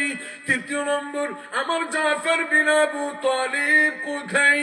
আমার অত্যন্ত ভাই, আমার বুকের নয়নের মনি, আমার বুকের ছাতির থেকেও যারে ভালোবাসি, আমার ছোট্ট ভাই জাফর বিন আবু তালিব কোথায়? হযরতে জাফর বিন আবু তালিব হাত তুললেন। আল্লাহর নবী বললেন, তোমরা 3 জন পরপর কমান্ডারি করবি। সাহাবীরা মনে করে পরপর মানে? আল্লাহর নবী সন্দেহ দূর করে দিলেন। বললেন, প্রথম নম্বর কমান্ডার হবে যায়েদ বিন হারিসা। যদি যায়েদ বিন হারিসা যদি মৃত্যুবরণ করে তাহলে দ্বিতীয় নম্বরে কমান্ডারি করবে, তার নাম আব্দুল্লাহ বিন রাওয়াহা। যদি আব্দুল্লাহ বিন রাওয়াহা সেও যদি মার্ডার হয়ে যায়, সেও যদি শহীদ হয়ে যায় 3 নম্বরে, তাহলে কিন্তু তোমাদের কমান্ডার হবে আমার ভাই জাফর। যদি জাফরও মারা যায় তাহলে তোমরা 5 মিনিটের জন্য মাশওয়ারা করে নিও। তোমাদের মধ্যে সবথেকে বড় রণকৌশলী যে ব্যক্তি হবে তারে তোমরা কমান্ডার বানাও। সাহাবায়ে কেরামরা বুঝে নিলেন যে আল্লাহর নবী যদি কারোর জন্য বলেন অমুক মারা যাবে, অমুক মারা যাবে, তার মানে কি? তার মানে মারা যাবেই। পিছিয়ে এলেন না কেউ। আর আমাদেরকে যদি বলা হয় ফজরের নামাজ পড়তে যাবে মসজিদে, ওখানে কিন্তু রাস্তায় কিন্তু সাপ আছে, আজকের মতন বাড়িতে পড়ে নি, আজকের মতন বাড়িতে পড়ে আল্লাহু আকবার ঠকাঠক ঠুকে দিলাম, বাড়িতে হয়ে গেল নামাজ। জি কি আছে? সাপ আছে। এটা জিজ্ঞেস করলো না, ইনি সাপ না হল হইলে তা জিজ্ঞেস করলো না, সাপ আছে বাস। আকাশে দেখলো মেঘ হচ্ছে, আরে বাপরে হাবিবার মা কি ম্যাগ আপনাদের স্ত্রী থেকে বলে লাভ নাই বাপু খামোখায়। আমার স্ত্রী তো কমসে কম শুনতে পাচ্ছে না, কোথায় বাড়িতে পড়ে আছে ঠিক নাই। আপনাদের স্ত্রী থেকে বলবো এক্ষুনি রাস্তা বন্ধ করতে হবে, আমার মোটর সাইকেল কেটে নেবে রাস্তায়, দরকার নেই। হাবিবার মা কি ম্যাগ গো, আজ ফজর নামাজ বাড়িতে বললে ভালো হতো না। তাই তো ম্যাগ লাল পেছে না, নাই তো আলহামদুলিল্লাহ আমার সাথে আমার বিবি হেল্পার করেছে রে, আল্লাহু আকবার, জামাত গেল, নামাজের জামাত গেল। আর যদি বলে মসজিদে আজকে একজন মানুষ 4 খানা করে পরোটা আর 2 পিস করে খাসির মাংস বিলি করছে, তাহলে ম্যাগ আমাদের আটকাবে? জি আল্লাহ, মসজিদে শুক্রবারে মিষ্টি দেয়, তাই তো আমাদের বাচ্চাদেরকে আমাদের বড়দেরকে আটকাতে পারে না, আটকাতে পারে। বরং একটা মিষ্টি নেওয়ার পর একটু চালাকি করে 2 নম্বর টেলিবার লেগে আমরা নামাজের মানুষরা পর্যন্ত নিজেকে ভাগ্যবান বানাই। কিরকম? একটা নিলাম, বেশি বেশি মনে চলে গো, বেশি বেশি মনে চলে গো, লাঠি কাঁদে শালা কি করবো বলে দাদা, একটা দাও তো হেলাল, এই কারোর নাম হেলাল নয় তো ভাই, কেন হেলাল একটা দাও তো ভাই, এটা নিয়ে এবার চললো। কিন্তু এখনো মুসল্লি 60 জন বসে আছেন ভেতরে, আপনি অন্য একজন মুসলমানের অধিকারকে খেয়ে গুনাহগার হলেন, সেটা আপনি ভাবতেও পারলেন না। আপনি মনে করেন আমি জিতে গেলাম, আর আল্লাহ বলছেন বোকা মুসল্লি তুই হেরে গেলি। জি, বুঝতে পেরেছেন? এগুলো আমরা কোনোদিন মনে মনে করি না, কিন্তু এগুলো আমরা গুনাই মনে, অনেক মিথ্যা কথা আমরা বলি, সেগুলোকে গুনাহ মনে করি। জি, আপনাদের দেশে বাস কম না, শেরপুরে যদি বক্তৃতা হয়তো আমি এটাই বলতাম, কন্ট্রাক্টররা মিথ্যা কথা বলে না, সত্যি কথা বলে। কন্ট্রাক্টররা ডাহা মিথ্যা কথা কি বলে জানেন? আরে ভাই ভেতরে চলুন, ভিতরে চলুন, জায়গা পুরো খালি পড়ে আছে, ফুটবল ময়দান পড়ে আছে একবারে, ওর 5টা ফুটবল ময়দানের সমান। মিথ্যা না সত্য? এটা ডাহা মিথ্যা কথা একবারে। জি, কথার ক্যাপাসিটি সব। আমি আপনাদেরকে একটা বলেই দিই, জানেন উকিলের সঙ্গে যখন ওর বোর ওর স্ত্রী যখন কাজে হয় না, তখন কি বলে জানেন? মৌলবীর সঙ্গে কাজে হয় আলাদা পয়েন্ট বলবে, মৌলবীর সঙ্গে আমার বোনটা আবার বসে আছে তার ঠিক নাই। যে আমার বোনটা সব আলেমুল আমাদের স্ত্রী, 19টা মৌলবী আলহামদুলিল্লাহ আমার বাড়িতে। আমার ভাগ্নিরা ওই আমার ভাগের জামাই মৌলানা শের আলী জি। আর যেখানে মগরিবের আগে জালসা করলাম ওটা আমার আপন জামাই বেলবাড়ি থেকে আসছে আপনাদের কাছে। তো যদি মৌলবীদের স্ত্রী হয় তাদের বলার ক্যাপাসিটি আলাদা, উকিলের স্ত্রী হয় তার বলার ক্যাপাসিটি। আমার কাছ থেকে নতুন নতুন তথ্য নিয়ে যান। উকিলের যদি স্ত্রী হয় না, যদি উকিলের সঙ্গে ঝগড়া হয়ে যায়, বেশি আইন দেখা যাচ্ছিল না, সে বলবে স্ত্রী কি বলবে, বেশি আইন দেখা যাচ্ছিল না, তার মানে স্ত্রী জানে যে আমার স্বামী অতই রাখবে বেশি, তাই না? ওকে বলবে না, বেশি ফতোয়াবাজি করো না তা বলবে না। কিন্তু আর যদি মৌলবীর স্ত্রী হয় তাহলে কি বলবে, তোমরা মশলা মশলার ফতোয়া তোমরাই জানো নাকি, যদি মৌলবীর স্ত্রী হয় বেশি ফতোয়াবাজি করো না। আর যদি চাষির স্ত্রী হয় তাহলে কি কেউ রাগ ধারে বলেন তো, ও আর ফতোয়াবাজিও বলবে না, ও আইনও বলবে না, কারণ ও জানে আমার 1 নম্বরের পা ফাটা চাষা, এর জন্য আখোয়া বলতে যাবে না। যদি শিক্ষিত মেয়ে হয় তবুও কিন্তু কথাটা ক্যাপাসিটি করবে। কত ধানে কত চাই তুমি জানো না, কত ধানে কত চাই, কেননা এই গোটা বাংলাটা ফাট ফাট পা ফাটা চাষা সব থেকে বেশি জানে, তাহলে বাবু ওইটাই বলবে। তার মানে যার স্ত্রী যেমন স্বামীকে যেমন দেখবে তেমনি ধরনের রাগ ছাড়বে, তাই না আমার ভাই? এর জন্য আমরা অনেক মিথ্যা কথা বলি, মিথ্যাগুলোকে মিথ্যাই মনে মনে করি না। মোবাইল যেমন মিথ্যা কথা বলে 1 নম্বর যন্ত্র হয়ে গেছে। আমি নিজে ট্রেনে যাচ্ছি তো ডাইরেক্ট ট্রেনে বলছে মালদা পার হয়নি, এখন খাগড়া স্টেশন ঢুকছি, খাগড়া স্টেশন ঢুকছে, ডাইরেক্ট বলছে মালদা পার হয়নি, এখন বেশি বিরক্ত করিনি। জি আল্লাহু আকবার আল্লাহ। আমরা আলেমুলামাও মিথ্যা কথা বলছি, আলেমুলামা মিথ্যা কথা আমার বলতে কোনো আপত্তি নেই। একটা বক্তা নিজের নানিকে যে কবার মারে তার কোনো ঠিক নেই। আপনারা দোয়া করেন, আমি এখনো পর্যন্ত আমার জলসার জীবনে কোনো জলসা আমি ফেল করিনি। বৃষ্টি হলে বাজ হলেও বাজ পড়লেও আমি সেখানে পৌঁছাই, আলহামদুলিল্লাহ আলহামদুলিল্লাহ। জি, আর বক্তাদের নানি বলে দেন, নানি নানির বা কটা আছে রে, নানির বা কটা আছে। আর অ্যাডভান্স পয়সা নিয়ে শরীয়তের মোতাবেক যদি ইনসাফ করতে যাওয়া হয়, নিজের তাকওয়াটাকে লক্ষ্য করে অ্যাডভান্স পয়সা নিয়ে কোনো মতেই হালাল নয়। কেন? যদি অ্যাডভান্স পয়সা নিয়ে তারপরের দিন যদি অ্যাক্সিডেন্ট হয়ে যায়, ওই পয়সাটা তার স্ত্রী ঘুরে দিয়ে যাবে, তো ঘুরে দিয়ে যাবে। তাহলে মুসলমানদের একটা টাকার অঙ্ক আমি জোর করে নিয়ে জালসা করবো বলে গিয়ে আমার খোদার উপরে ভরসাও হারিয়ে গেল। মনে হলো যেন আজরাইল আমার ফুফাইতো ভাই, তাই আমার যতদিন এই মানগ্রামে জালসা না হবে ততদিন আমার মরণ হবে না। অ্যাডভান্স পয়সা নিয়ে তো না, বক্তাদের সাথে আমার খুব একটা ভালো মিল নাই, তর্কাতর্কি লেগে যায়। আলহামদুলিল্লাহ এই কবিরাজদের সঙ্গে আমার খুব তর্ক। আপনাদের আশেপাশে কয়েকটা কবিরাজ আছে, কি বলছে জানেন? জিনের 6টা লেগেছে। জিনের 6টা আবার কি জিনিস রে বাবু? জি, এখন আবার নতুন একটা কথা আরম্ভ করেছে, বলছে জিনের ধরেনি, আশেপাশে ঘুরে বেড়াইছে। আমার কাছে যায় হুজুর 6টা কবিরাজে বললো যিনি আশেপাশে ঘুরে বেড়াচ্ছে। মানে আশেপাশে ঘুরে বেড়াচ্ছে মন ভালো করতে পারলে না, সাধারণ সংখ্যার মন ভালো করতে পারলে না। তো না হুজুর কবে থেকে দেখা দিল 3-4 হাজার টাকা নিয়ে দিচ্ছ। শোনো দেখি কি হয়েছে তোমার, এই ব্যাপার। তোমার স্বামী কোথায় থাকে? আর বলি না হুজুর স্বামী আমার সৌদি গেছিল, 2 লাখ টাকা 2.5 লাখ টাকা ধার করে তারপরে চলে এসেছে, বাড়িতে কাজ কাম না, ইনকাম না। মানে ওইটাই তোমার জিন, তোমার জিন ওইটাই। স্বামী ঘুরে পালিয়ে তুমি 500 লোকদের যেমন প্রত্যেক মাসে 40,000 টাকা করে আশা দেখছো, আর তোমার টেম্পার জিনের মতন বেড়ে গেছে। যেমন আশা দেখছো, তোমার মনে মনে হচ্ছে না আমার এই জানোয়ার ঘুরে এলো রে খামখায়, কষ্ট করে পড়ে থাকবে ওখানে, প্রত্যেক মাসে 40,000 টাকা পাঠাবে, শুধু এইদিকে বলবো এইদিকে একটা এইদিকে একটা। মেয়ে ছেলেদের ব্যাংক কোনখানে? জি, মোবাইল ভরার জায়গা আল্লাহ বানিয়ে দিয়েছেন ওদের। জি, আর টাকা লুকিয়ে রাখারও কোনো ঝোলা নেবে না, কিচ্ছু নেবে না, ওদের আগে থেকে ব্যাংক তৈরি করা আছে। আল্লাহ পাক হেফাজত করুন আমার বাবুদেরকে, আমার ভাইরা, আমার বাপদিরা। তো আমি বলছিলাম কোথায়? হুজুর আকরাম সাল্লাল্লাহু আলাইহি ওয়াসাল্লামের সাহাবায়ে কেরামদের কথা। আল্লাহ রাসূল সাল্লাল্লাহু আলাইহি ওয়াসাল্লাম 3 দিনের জন্য কি বললেন? বললেন তোমরা পরস্পর হবে, লিডার বানবে। সাহাবায়ে কেরামরা বুঝতে পারলেন। আমার ভাইরা, আমার বাপদিরা, হযরত যায়েদ বিন হারিসা একটি বাড়ির জন্য বললেন না ইয়া রাসূলুল্লাহ হুজুর আমার 3টে সন্তান, ওগো নবী আমি যদি মারা যাই আমার 3টে সন্তান কি খাবে গো নবী?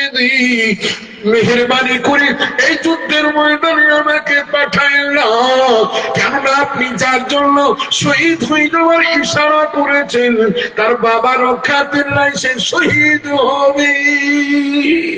বললেন কি? বললেন না। ইয়া রাসূলুল্লাহ আমি যাওয়ার জন্য রেডি। হযরত আব্দুল্লাহ বিন রাওয়াহা বললেন নবীজি শরীরে যতক্ষণ পর্যন্ত 1 ফোঁটা রক্ত থাকবে গো নবীজি ততক্ষণ পর্যন্ত না বলবো না। হযরত জাফর বিন আবু তালিব বললেন ইয়া রাসূলুল্লাহ হুজুর বদরের যুদ্ধে শরীক হতে পারি নাই, উহুদের যুদ্ধ কপালে জুটে নাই, খাইবারের ময়দানে যেতে পারি নাই। নবীজি মনে মনে করছিলেন শহীদ হতে পাবো কি পাবো না, কোরআনের জন্য মৃত্যু হবে কি হবে না, নবীর রিসালাতের জন্য মরণ আল্লাহ কবুল করবেন কি করবেন না। হুজুর একটি বাহানা পেয়েছি, দয়া করে আমার নাম খালি কাটিয়েন না হুজুর, বিবি বাল বাচ্চার যা হবে মহান আল্লাহ পাক দেখবেন। আমাদের তবলিগি ভাইরা অনেক সময় করেন, আল্লাহ তাদের কাজটিকে আরো মজবুত করে কবুল করুন, চলে বলি আল্লাহুম্মা আমিন। জি, তবলিগি ভাইরা করেন, কোনো আশা করেন না, চলে যান, ঝড় বাতাস তুফান সব মাথায় নিয়ে পড়ে থাকেন তারা। আল্লাহ তাআলা তাদের কামকে আরো বেশি করে ইখলাসের সঙ্গে কবুল করুন, চলে বলি আল্লাহুম্মা আমিন। 3 জন সাহাবী চললেন, 3000 সাহাবায়ে কেরামদের লিডারি করতে করতে চললেন হযরত যায়েদ বিন হারিসা। আমার ভাইরা, আমার বাপ্তিরা পৌঁছলেন একটি জায়গায়, জায়গার নাম মুতা। জায়গার নাম মুতা, এর জন্য ওটাকে বলা হয় গজওয়ায়ে মুতা। রাসূল করিম সাল্লাল্লাহু আলাইহি ওয়াসাল্লাম তিনি তাদের পরিচালক মদিনা থেকে পাঠালেন 3000 সাহাবী রোমানিয়া বাহিনী। তারা আগে থেকে জঙ্গে মুতায় তারা রেডি। সাহাবায়ে কেরামরা পৌঁছলেন, হযরত যায়েদ বিন হারিসা তিনি কালেমার সঙ্গে সঙ্গে কালেমার আওয়াজ দিলেন, তাকবীরের আওয়াজ দিলেন, খুবসার লড়াই আরম্ভ হলো, বাহাদুরের মতো যুদ্ধ করলেন। হযরত যায়েদ বিন হারিসার হাতে ছিল ইসলামী ঝান্ডা, কালো সাদা ঝান্ডা, যেটা জমিয়তুল উলামার ঝান্ডা। আলহামদুলিল্লাহ। জি, সেই ঝান্ডাটিকে নিয়ে যুদ্ধ আরম্ভ করলেন। বীর বিক্রমে যুদ্ধ করতে করতে শাহাদাত বরণ করলেন। আল্লাহ নবীর কথা মতো দ্বিতীয় নম্বর ফাঁক করে হযরত আব্দুল্লাহ বিন রাওয়াহা রাদিয়াল্লাহু তাআলা আনহু মাটিতে ইসলামের পতাকা লুটতে দিলেন না, ছুটে গিয়ে ধরলেন, ছুটে গিয়ে ধরলেন। আমার ভাইরা, আমার বাপিরা পরোয়া করলেন না নিজের জীবনে, পরোয়া করলেন না কিছু, ছুটে গিয়ে ওইটাকে কালামায় তৈয়ব লিখিত ওই সাদা কালো পতাকাকে তুলে ধরলেন, তাকবীরের ধ্বনি দিলেন, বীর বিক্রমে যুদ্ধ করলেন। 24 ঘন্টা যুদ্ধ চালিয়ে যান, ক্ষতবিক্ষত হলেন, কিন্তু কোনো মতেই ঝান্ডাকে মাটিতে উল্টাতে দিলেন না। পিছনে রেডি হয়ে দাঁড়িয়ে রয়েছেন আল্লাহ রাসূল সাল্লাল্লাহু আলাইহি ওয়াসাল্লামের প্রিয়তম বন্ধু এবং ভাই হযরত জাফর বিন আবু তালিব, সিংহের বাচ্চা, হযরত আবু তালেবের প্রিয় সন্তান। তিনি দাঁড়িয়ে রয়েছেন। হযরত আব্দুল্লাহ বিন রাওয়াহা তিনিও শাহাদাত বরণ করলেন। এবার নাম্বার এলো কার? হযরত জাফরের। আমার ভাইরা, আমার বাপদিরা, হযরত জাফর বিন আবু তালিব তিনি বগলে সুন্দর করে বাঁধলেন লাগামটিকে, সুন্দর করে বাতে করে লাগামটিকে ধরলেন, বগলে ধরলেন ঝান্ডাটিকে, দুই হাতে তরবারি নিয়ে একদম পাগলের মতো ছুটে চললেন। একদম মধ্যে খানে ঢুকে পড়েছেন। সমস্ত হাজার হাজার রোমান বাহিনীকে একসঙ্গে শেষ করতে করতে চলে যান, জাহান্নাম রশিদ করে দেন। এদিকে রোমান বাহিনী তারা আপোষের মধ্যে বলতে আরম্ভ করেছে, প্রথম নম্বর যুদ্ধকে আমরা হারিয়ে দিলাম, দ্বিতীয় নম্বর যুদ্ধকে হারিয়ে দিলাম, কিন্তু 3 নম্বর আবার কল পাগলা সিংহ এসেছে যার সামনে দাঁড়াতে পারা যায় না। ওর বেঈমানের দল, এই রক্ত জাফরের রক্ত, আমার নবীজির রক্ত। বলি আলহামদুলিল্লাহ। চাচাই তো ভাইয়ের রক্ত না? আমার ভাইরা, আমার বাতিরা, হযরত জাফর বিন আবু তালিব তিনি সঙ্গে সঙ্গে ঝান্ডা তুলে ধরলেন, আসমানে তুলে দিয়েছেন। ঘন্টার ঘন্টা যুদ্ধ করে চলে যান। 3 দিন 3 রাত্রি কাফের বেঈমানদেরকে জাহান্নাম পৌঁছে দিলেন।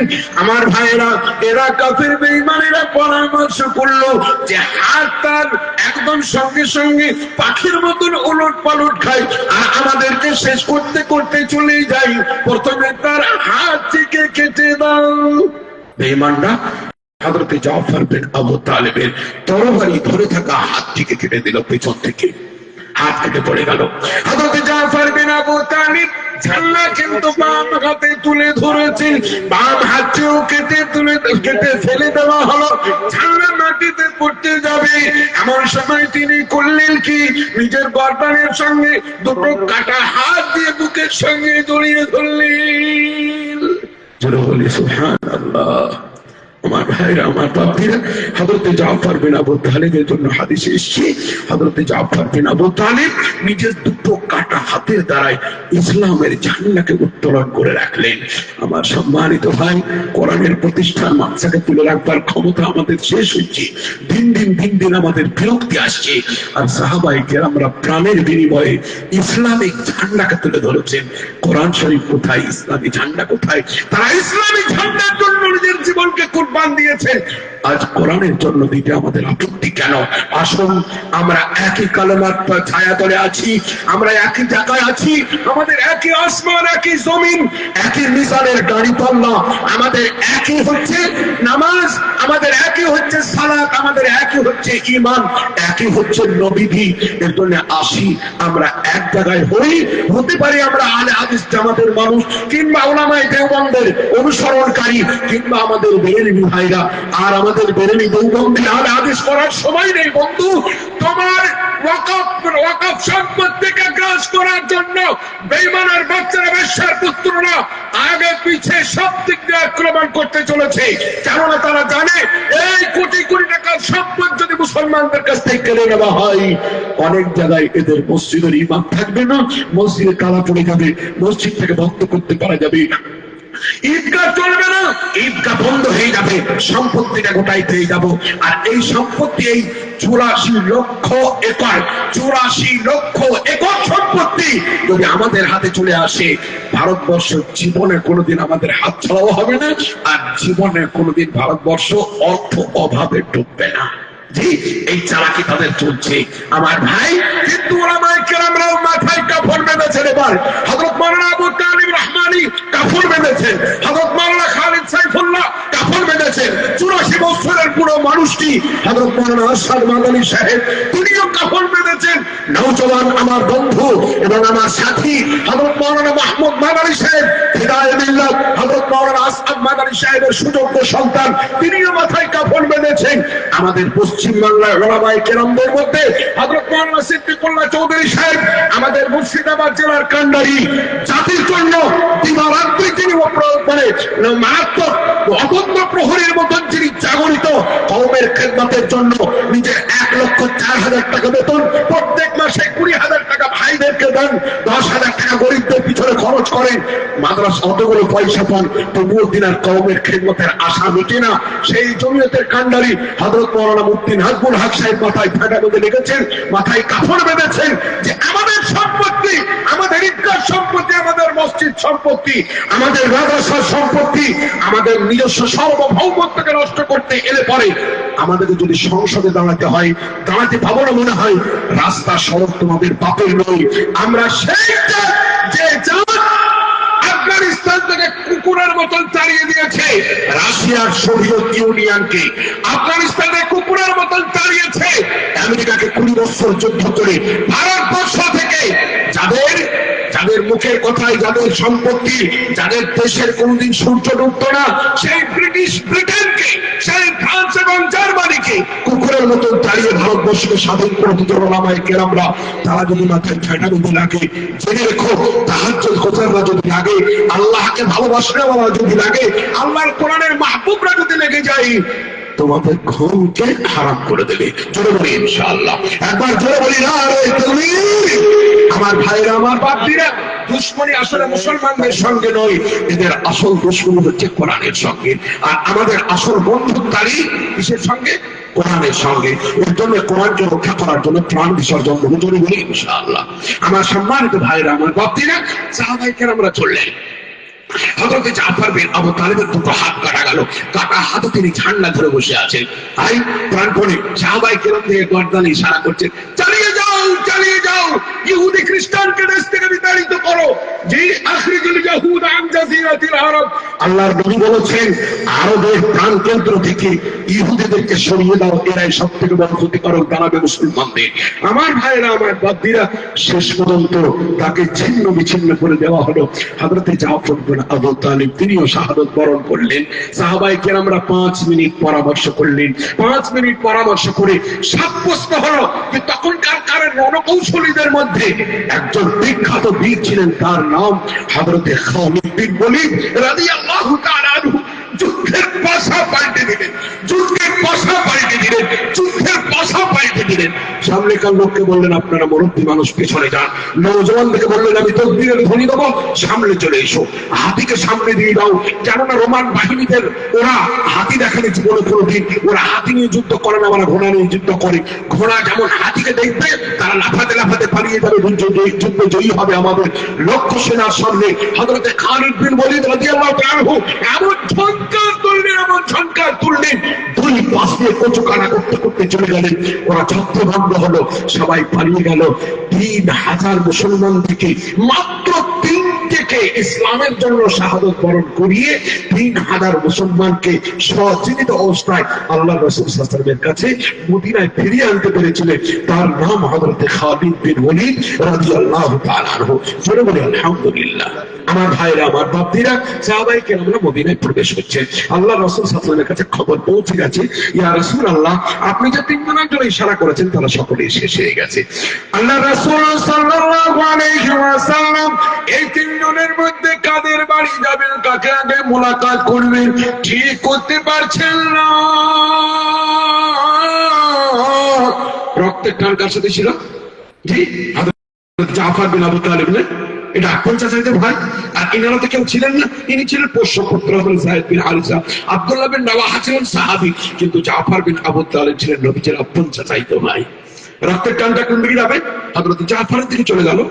আল্লাহ রাসূল সাল্লাল্লাহু আলাইহি ওয়াসাল্লাম একটা চাদর গায়ে দিয়ে নবী দিয়ে চললেন জাফরের বাড়ি। ওই সময় হযরত জাফর বিন আবু তালিবের স্ত্রী সহধর্মিণী হযরতে আসমা বিনতে উমাইস সর্বপ্রথম ছেলেদেরকে সুন্দর করে গোসল করিয়ে দিয়ে নতুন নতুন লিবাস পরিয়ে দিলেন। বললেন তোমাদের আব্বাদার তিনি ফিরে আসছেন যুদ্ধের ময়দান থেকে, তিনি একজন যোদ্ধাবীর, তোমাদেরকে ময়লা কাপড়ে দেখলে পরে আমাকে বকাবকি করবেন। সুন্দর করে গোসল করিয়ে দিলেন আমার ভাই। তারপরে ছেলেদেরকে বললেন বাইরে খেলাও, আব্বা এলে পরে আব্বার সঙ্গে আনন্দ করতে করতে বাড়ি আসবে। তোমাদের আব্বা না যা খেতে ভালোবাসে আমি আসমা সেইগুলো তৈরি করি। আমার ভাইরা, আমার মা যৌবনের দলেরা, হযরতে জাফর বিন আবু তালিব গোশতের ঝোলওয়ালা গোশত আর রুটি খেতে খুব ভালোবাসতেন। জি, এটাকে সারিক বলা হয়। গোশত, সামান্য গোশত থাকবে, প্রচুর ঝোল থাকবে, এগুলো খেতে খুব ভালোবাসতেন। রুটিগুলোকে কুচি কুচি করে দিয়ে ওইটাকে নরম করে খেতে ভালোবাসতেন। হযরতে আসমা বিনতে উমাইস হাদিসের মধ্যে এসেছে আমার বন্ধুবর্গের দল, আমার মা বোনের দলে হযরতে জাফর বিন আবু তালিব সুন্দর করে তার স্ত্রী সুন্দর করে আটা সুন্দর করে সেনেছেন, আটা সাড়ে চারি করে রুটি সেঁকতে আরম্ভ করেছেন। আগে তিনি তৈরি করে নিয়েছেন ঝোলওয়ালা গোশত, তৈরি করে রেখেছেন আটা সাঁচেন সুন্দর করে। এমন সময় নবীজি শুভাগমন করেছেন বাড়িতে। আল্লাহ রাসূল সাল্লাল্লাহু আলাইহি ওয়াসাল্লামকে দেখে হাদিসের মধ্যে এসেছে, আল্লাহ রাসূল সাল্লাল্লাহু আলাইহি ওয়াসাল্লামকে দেখে হযরত আসমা একটা পাতলা কাপড় তাড়াতাড়ি মাথায় দিয়ে ঘাড়ে দিয়ে, ইয়া রাসূলুল্লাহ আসসালামু আলাইকুম, ইয়া রাসূলুল্লাহ খবর ভালো তো? নবীজি বলছেন, কথাটাকে এড়িয়ে চলছেন, কথাটাকে আল্লাহ নবী এড়িয়ে দিচ্ছেন। নবী বলছেন আসমা তোমার ছেলেরা কোথায়?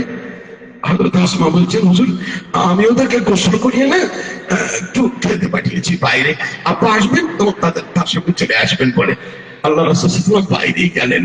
যেমন বাইরে গেলেন বাচ্চাগুলো দেখে গিয়েছে, চাচা চাচা চাচা করে ছুটতে ছুটতে এসে আল্লাহ রাসূল সাল্লাল্লাহু আলাইহি ওয়াসাল্লামের কাছে যেমন আসা, আল্লাহ রাসূল সাল্লাল্লাহু আলাইহি ওয়াসাল্লাম মাথায় হাত বোলান, ঘাড়ে হাত বোলান, বারবার বারবার চুম্বন দেন ছেলেদের মাথায়। আল্লাহ রাসূল সাল্লাল্লাহু আলাইহি ওয়াসাল্লাম এই করছেন। হযরতে আসমা বিনতে উমাইস একটু বাড়ির দিকে বারান্দার দিকে বাইরে এসেছে, দেখতে পেয়েছেন নবীজি কেমন করে ছেলেদেরকে চুম্বন দিচ্ছেন। লক্ষ্য করে দেখেছেন হযরতে আসমা বিনতে উমাইস রাদিয়াল্লাহু তাআলা আনহা, দেখছেন আল্লাহর নবী যেমন যেমন চুম্বন দিচ্ছেন নবীর চক্ষু দিয়ে অশ্রুর বন্যা বয়ে চলে যায়। হযরতে আসমা বিনতে উমাইস যে নবীকে প্রশ্ন করে বসলেন, ইয়া রাসূলুল্লাহ হুজুর মেহেরবানি করে বলুন হুজুর কি হয়েছে, যুদ্ধের ময়দানের খবর ভালো তো?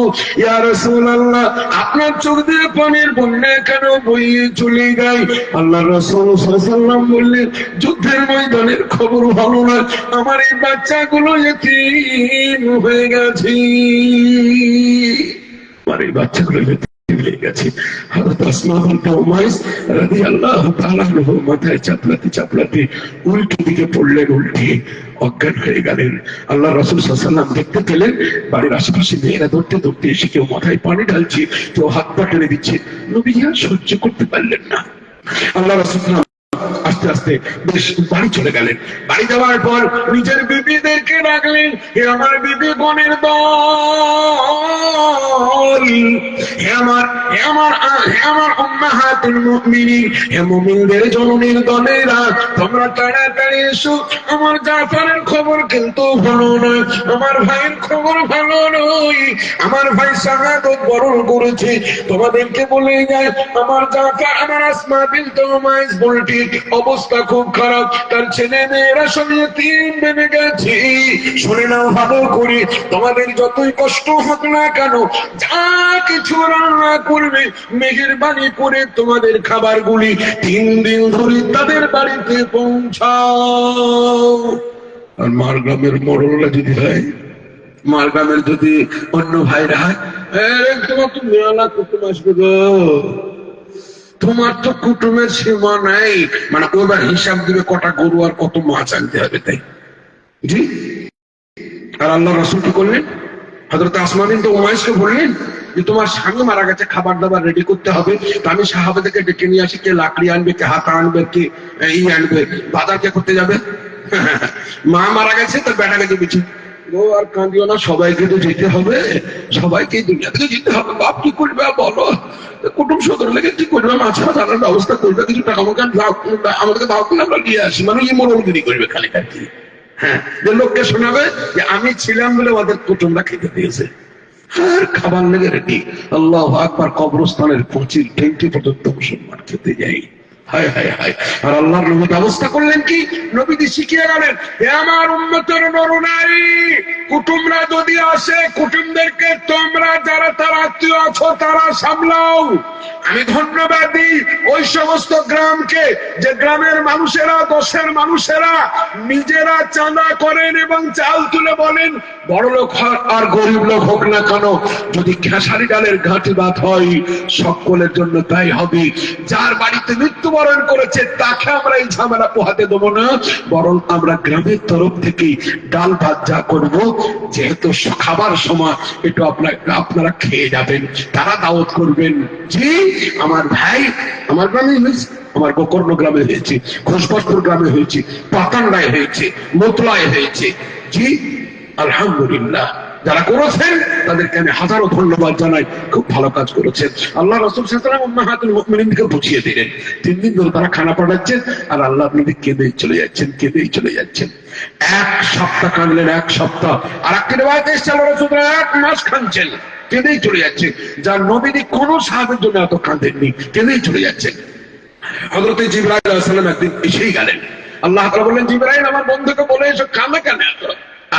হযরত জিবরাইল আলাইহিস সালাম এসে বলছেন, ইয়া রাসূলুল্লাহ হুজুর, হে আল্লাহর নবী সাল্লাল্লাহু আলাইহি ওয়াসাল্লাম, হুজুর মেহেরবানি করে বলুন, হুজুর আপনার কাছে প্রশ্ন ছুড়ে দিলাম, হুজুর আপনি ফজরে কাঁদেন, যোহরে কাঁদেন, আসরে কাঁদেন, মাগরিবে কাঁদেন, এশায় কাঁদেন, তাহাজ্জুদে কাঁদেন গো নবীজি, এতদিন পর্যন্ত কাউর জন্য এত কাঁদেন নাই, আপনি জাফরের জন্য এত কাঁদলে কেন চলে যান?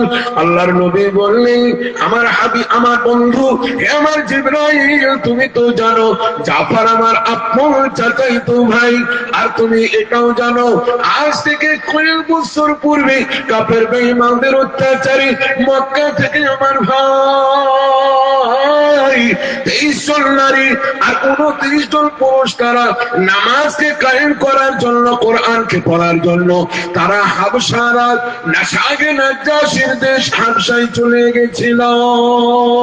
10 বছর পরে আমার জাফর ফিরে আসে মদিনায়, এবং মদিনায় ফিরে আসার পরে মাত্র 1 বছর আমার সঙ্গে ভালোবাসার বিনিময় হয়। সেই জাফরকে যুদ্ধের ময়দানে পাঠালাম আর সে জান্নাতে নিয়ে গেল, এর জন্য আমি দুঃখে কাঁদি। হযরত জিবরাইল বলছেন, ইয়া রাসূলুল্লাহ আপনার ক্রন্দনকে সান্ত্বনা দেওয়ার জন্য আর আপনাকে সুসংবাদ শোনাবার জন্য এসেছি। আপনাকে সুসংবাদ। জিবরাইল, কি সুসংবাদ বলতো আমার? কোন সুসংবাদ? জাফরের জন্য সুসংবাদ, একটু বলো না। আমার ভাইরা, আমার বাপীরা, হযরত জিবরাইল আলাইহিস সালাতু ওয়াত তাসলিম বলেন, হযরত জিবরাইল বলছেন, ইয়া রাসূলুল্লাহ হুজুর, মহান আল্লাহ পাক আপনার ভাইকে বড় পুরস্কার দিয়েছেন। ডাল গাছের বদলে মহান আল্লাহ পাক একটি পাখির মতন সুন্দর হাত আল্লাহ দান করেছেন, ডানা দান করেছেন। বাম হাতের বদলে আল্লাহ জান্নাতি হাত একটি পাখির ডানার মতন দান করেছেন। আপনার ভাই যেদিন মারা গেছেন, শহীদ হয়েছেন, সেদিন থেকে নিয়ে কিয়ামত পর্যন্ত তিনি ফেরেশতাদের সঙ্গে যেখানে মন সেখানে উড়ে উড়ে বেড়াবেন। সুবহানাল্লাহ, তিনি জান্নাতে উড়ে উড়ে বেড়াবেন। এরই জন্য হযরত জাফরের 2টি নাম হাদিসের কিতাবে এসেছে। একটা নাম এসেছে জাফরুত তাইয়ার, তাইয়ার মানে পাখি, জাফরুত তাইয়ার। আর কোন কোন জায়গায় বলা যায় জাফর দুজ জানাহাইন, জানাহান মানে পর, অর্থাৎ 2টি পর বিশিষ্ট সাহাবী। তিনি হচ্ছেন হযরত জাফর বিন আবু তালিব। আর যার জন্য বলা হয়েছে তাইয়ার, তিনি হচ্ছেন জাফরুত তাইয়ার, মানে উড়নেওয়ালা জাফর। পাখি জাফর, তার মানে হযরত জাফর বিন আবু তালিব। যেন বলি আলহামদুলিল্লাহ। আমার ভাইরা, আমার দাদিরা, যদি কোরআনের জন্য তারা যদি ডান হাত বাম হাত দিতে পারেন, কোরআনকে লক্ষ্য করে যদি প্রাণের বিনিময়ে তারা যদি কোরআনকে রক্ষা করতে পারেন, আল্লাহর নবীর ইশারায় যদি প্রাণ দিতে তারা কুণ্ঠিত বোধ না হন, আজ সারা পৃথিবীর বেঈমানের দল তারা মুসলমানদের শত্রু, কোরআনের শত্রু। কি করে কোরআনকে মুছা যায়, কেমন করে বেশ্যা রমণী থেকে আরো নাচানো যায়, কেমন করে ঘরে ঘরে মোবাইল ভরে দেওয়া যায়, কেমন করে যুবকদের ঈমান গুলোকে বরবাদ করা যায়, কেমন করে কোরআনের তেলাওয়াত থেকে মুসলমানকে বঞ্চিত করা যায়, সেই পদক্ষেপ করার জন্য তারা বেঈমানের যত রকমের চক্রান্তের জাল বুনে রেখে দিয়েছে। এই সময় মার গ্রামের মানুষ তথা এলাকার মুসলমান, আমি সবাইকে একটু জলদা গম্ভীর স্বরে আওয়াজ দিই, অন্তরের সঙ্গে আওয়াজ দিই, ভাই আমার, যদি প্রয়োজন পড়ে রক্তের বিনিময়ে, যদি প্রয়োজন পড়ে নিজের আত্মীয় স্বজনের বিনিময়ে, যদি প্রয়োজন পড়ে নিজের প্রাণের বিনিময়ে, নিজের বুকের থিনথিন মারা রক্তের বিনিময়ে আল্লাহর কোরআনের প্রতিষ্ঠানগুলিকে রক্ষা করব। ইনশাআল্লাহ। একবার জোরে বলি নারে তাকবীর। আমার ভাই, আসলেই আমাদের জানা নাই। কি জানা নাই? সাদকা কি জিনিস আমাদের জানা নাই। আপনারা বলবেন হুজুর শুনেছি, হাদিস শুনবেন নাকি? এক্ষুনি শুনিয়ে দেবেন। সাদাকা তারুদুল বালাওয়া তুজিদুল বিরাম, বলবেন না? বলবেন না? দান দিলে পরে আল্লাহ 10 গুণ দেয়। আমি আপনাদেরকে বলছি, পাগল হয়ে যাবেন। দান আপনাদেরকে দিতে হবে না, যারা বসে আছেন তাদেরকে দিতে হবে না। আর আমি গ্যারান্টি দিচ্ছি, না দিয়ে কেউ যেতে পারবেন না। বলে দিই, 3টে হাদিস বলবো, যদি সময় পাই। মৌলবীরা আসতে দেখে ভয় লাগছে। 3টে যদি সময় পাই, আমার ইঞ্জিন তো এখন গরম, ইনশাআল্লাহ, কোনো চিন্তা নাই। জি, 3টে হাদিস বলে দিই আজকে আপনাদেরকে। যারা মোবাইল দিয়ে আছেন তারা 3টে হাদিস রেকর্ড করে নিন। 1 নম্বর, আল্লাহ রাসূল, আমি 3টে হাদিস থেকে বলবো, কিন্তু একটাও গল্প নয়। আল্লাহ রাসূল সাল্লাল্লাহু আলাইহি ওয়াসাল্লাম বলেন, হযরত ঈসা নবী, তার বন্ধুর নাম আজরাইল মালাকুল মাউত। হযরত ঈসা নবীর বন্ধুকে জিবরাইল নয়, মিকাইল নয়, ইসরাফিল নয়, জি কাওয়াই জাওয়াইল নয়, ওই সমস্ত ফেরেশতারা নয়। কে বন্ধু? জান কবজ করা ফেরেশতা। কার বন্ধু? হযরত ঈসা পয়গম্বরের বন্ধু। আহা, তো সময় সময় হযরত আজরাইল সাল্লাল্লাহু আলাইহি ওয়াসাল্লাম হযরত ঈসার সঙ্গে মুলাকাত করতে আসতেন।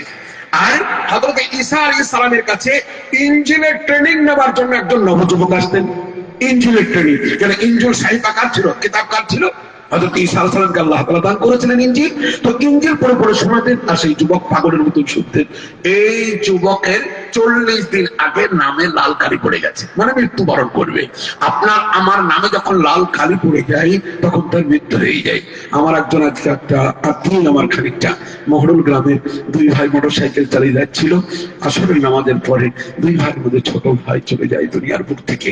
ট্রাক্টরের প্রথম কার পেছনকার চাকাটা গোটা মাথার উপর দিয়ে চলে গেছে। আল্লাহু আকবার। মাত্র 2টো সন্তান, 2টোই পুত্র। দ্বিতীয় পুত্রটা 1 থেকে ফার্স্ট হতে হতে চলেছে। সেনা 7-এ পড়ছিল। বড় ছেলে জওয়ান ছেলে মারা গেছে। জি, আমি আপনাদের কারণে, আপনাদের মহব্বতের কারণে, আমাদের অন্যান্য আত্মীয়দেরকে পাঠিয়ে আমি এই সাইডে চলে এসেছি। যাই হোক, আমার ভাইরা, আমার বাপদিরা, তো তখনকার মরণ আমি কাউরের জানে নাই। আমার সম্মানিত ভাই, ঈসা পয়গম্বরের সামনে হযরত মালাকুল মউত আগমন করেছে। হযরত ঈসা বলেন, ঠিক ভাই রে বন্ধু, এখন কেন আমার জান কবজ করার জন্য এসেছো নাকি? মজাক করে বলছেন, ঠাট্টা করে বলছেন। হযরত আজরাইল বলছে, হুজুর আপনার এখনো সময় হয়নি। কার? ওই দেখেন যুবক বসে আছেন। হে আল্লাহ রাসূল, হে আল্লাহর পয়গম্বর, এই যুবকটির তোমাদের গেলা এরা বলা বলি করছে, বলে আমাদের দিকে ইশারা করছে, মনে হয়েছে আমরা এখনো বিয়ে হয়নি আমাদের। আরে হবে বাবা, হবে ইনশাআল্লাহ, সবর করে বিয়ে করো, তাহলে ভালো হবে। মোবাইলে বিয়ে করলে কালো পাবা, কিন্তু গলা শুনে মনে করিও না যে ফর্সা হবে। জি, আমাদের এখনকার ছেলেটা আবার গলা শুনেই পাগল হয়েছে। তোমার গলা যদি এত সুন্দর হয়, দেখতে কত সুন্দর হবে, তুমি দেখ যা সালা, যদি বিয়ে করে বলি আইছে না, হাই হাই হাই, পাড়াতে একটা মেয়ে যেন মনে হয় না। আমি অবাক হয়ে যাই সময় সময়। এবার দৌড়ছে, আমি যদি আল্লাহ একাই সেই ব্যবস্থা করো নি, ওটাকে কি করে তাড়াবেন? বিয়ে করলিয়েছে তোমার ছেলে, আবু তাড়ানো যাবে না। আর তাড়ানো যাবে না। আল্লাহু আকবার। এরা ডাইরেক্ট বলছে বাপ্পাকে, আরে বাচ্চা বিয়ে করি না পর মাতাল রে, আমার ভাগ্যে যা আছে তাই হবে, ওর সাথে বিয়ে করবো। আমি বাপ্পা এবার আমার কাছে কিছু একটা ব্যবস্থা করুন, মানে কিচ্ছু ব্যবস্থা নাই। মেয়েটা তো কোনো দোষ নাই, সব আমার পিঠির দোষ। একটাও দোষ নাই, দোষ তো তোমাদের। 15,000 টাকার মোবাইল কোত্থেকে কিনলো? ঠিকই বলেছেন, 15,000 টাকা মোবাইল আমরাই তো কিনে দিয়েছি। তাহলে ওই একটালায় কটা বিয়ে করবে তা ঠিক নাই। বাড়ি যাও, কোনো তাবিজ নাই, আর কোনো তাবিজ নাই। হ্যাঁ জি। তো আমার ভাইরা, আমার বাপজিরা, তো হযরত ঈসা আলাইহিস সালাতু ওয়াত তাসলিম এবার বলছেন আজরাইল কি ব্যাপার? বলো হুজুর, এই নওজওয়ানের জীবন কবজ করার সময় হয়ে গেছে, আজকে তার ফাইনাল দিন, শুধু আল্লাহর ইশারা হতে বাকি। আজকে ফাইনাল দিন, 40 দিন হয়ে গেছে, এখনো পার হয়নি, সামান্য কয়েকটা ঘন্টা মাত্র। সাদকা কাকে বলে শোনেন। আল্লাহ রাসূল সাল্লাল্লাহু আলাইহি ওয়াসাল্লাম বলেন, হযরত ঈসা আলাইহিস সালাম শোনা মাত্রই মজলিস শেষ করে দিলেন। নওজোয়ান ঈসা নবীকে সালাম কালাম করার পরে বাইরে তিনি জানেন না, বাইরে মালাকুল মউত দাঁড়িয়ে রয়েছে। হযরত মালাকুল মউত কে আল্লাহর নবী হযরত ঈসা বলছেন, কোন জায়গায় যখন কবজ করবি আজরাইল? হযরত মালাকুল মউত বলছেন, হুজুর অমুক জায়গায় যাও, নওজওয়ান সেখানে পৌঁছে যাবে। হযরত আজরাইল আলাইহিস সালাম আগে পৌঁছে গেলেন, ফুরুত করে হওয়ার মতন নবযুবক হাঁটতে হাঁটতে যাচ্ছেন। সেইখানে পৌঁছবে, আল্লাহর ফাইনাল হুকুম হবে, সঙ্গে সঙ্গে কোটি কোটি মানুষের জীবন কবজের সঙ্গে এই নওজওয়ানের জীবনও কবজ হয়ে যাবে। হবে না? হবে না? হয়ে যাবে, জীবন কবজ হয়ে যাবে। আমার ভাইরা, আমার বাপজিরা, হযরত মালাকুল মউত দাঁড়িয়ে রয়েছে। যুবক হাঁটতে আরম্ভ করেছে, রাস্তার ধারে যেমন গেছেন, একজন মিসকিন আল্লাহর নবী সাহাবায়ে কেরামদেরকে বলছে, এ আমার সাহাবায়ে কেরামের দল, একজন মিসকিন দাঁড়িয়েছিলেন। মিসকিন বলছেন, বাবা নওজোয়ান, দুদিন 3 দিন ধরে কিছু খাইনি, যদি কিছু পয়সা থাকে বাবা নওজোয়ান একটু আমাকে দিয়ে যাও। সঙ্গে সঙ্গে সেই নওজোয়ান পকেটে হাত দিয়ে দেখছেন মাত্র 6টি টাকা, চাঁদির টাকা, দিরহাম, 6টি দিরহাম। কি করলেন? যুবক পকেটে হাত ধরে 6 টাকা, এলাও বাপ, তুমি খাও গা, আমার যা হবে। যুবক এখনো জানে যে আমার জীবন কবজ হবে? জানে না। 6 টাকা দিয়ে দিল। আমার ভাইরা, আমার বাপজিরা, মিসকিন এত খুশি হলেন, গরিব মানুষটি এত খুশি হলেন, 2 হাত করে দোয়া করতে লাগলেন। 6টি টাকা মিডিল হাতে, সঙ্গে সঙ্গে দোয়া করতে লাগলেন, হে রব্বুল আলামিন, এই নওজওয়ানকে তুমি বালা মুসিবত থেকে হেফাজত করো। আল্লাহ বললেন, কবুল করলাম, যা। দ্বিতীয় নম্বর আবার দোয়া, হে রব্বুল আলামিন, একে তুমি বয়সে বৃদ্ধি করে দাও। তোমার নবীজি বলেছেন, as-সাদাকাতু তারুদ্দুল বালা। কোন নবী বলেছেন? হযরত ঈসা আলাইহিস সালাম ইনজিল শব্দ বলেছেন, সাদকা মানুষের বিপদ আপদ বালা মুসিবত থেকে রক্ষা করে। তোমার নবী বলেছে, রব্বুল আলামিন, তোমার ঈসা পয়গম্বরের কাছ থেকে শুনেছি, দাতা ব্যক্তির বয়স বৃদ্ধি হয়ে যায়, এই নবযুবকের বয়সকে বৃদ্ধি করে দাও। আজরাইল আলাইহিস সালাম দাঁড়িয়ে আছেন। যুবক পৌঁছে গেল। যুবক পৌঁছে যাওয়ার পর আসমানের দিকে তাকিয়ে রয়েছেন হযরত মালাকুল মউত। হে রব্বুল আলামিন, ফাইনাল হুকুম দাও।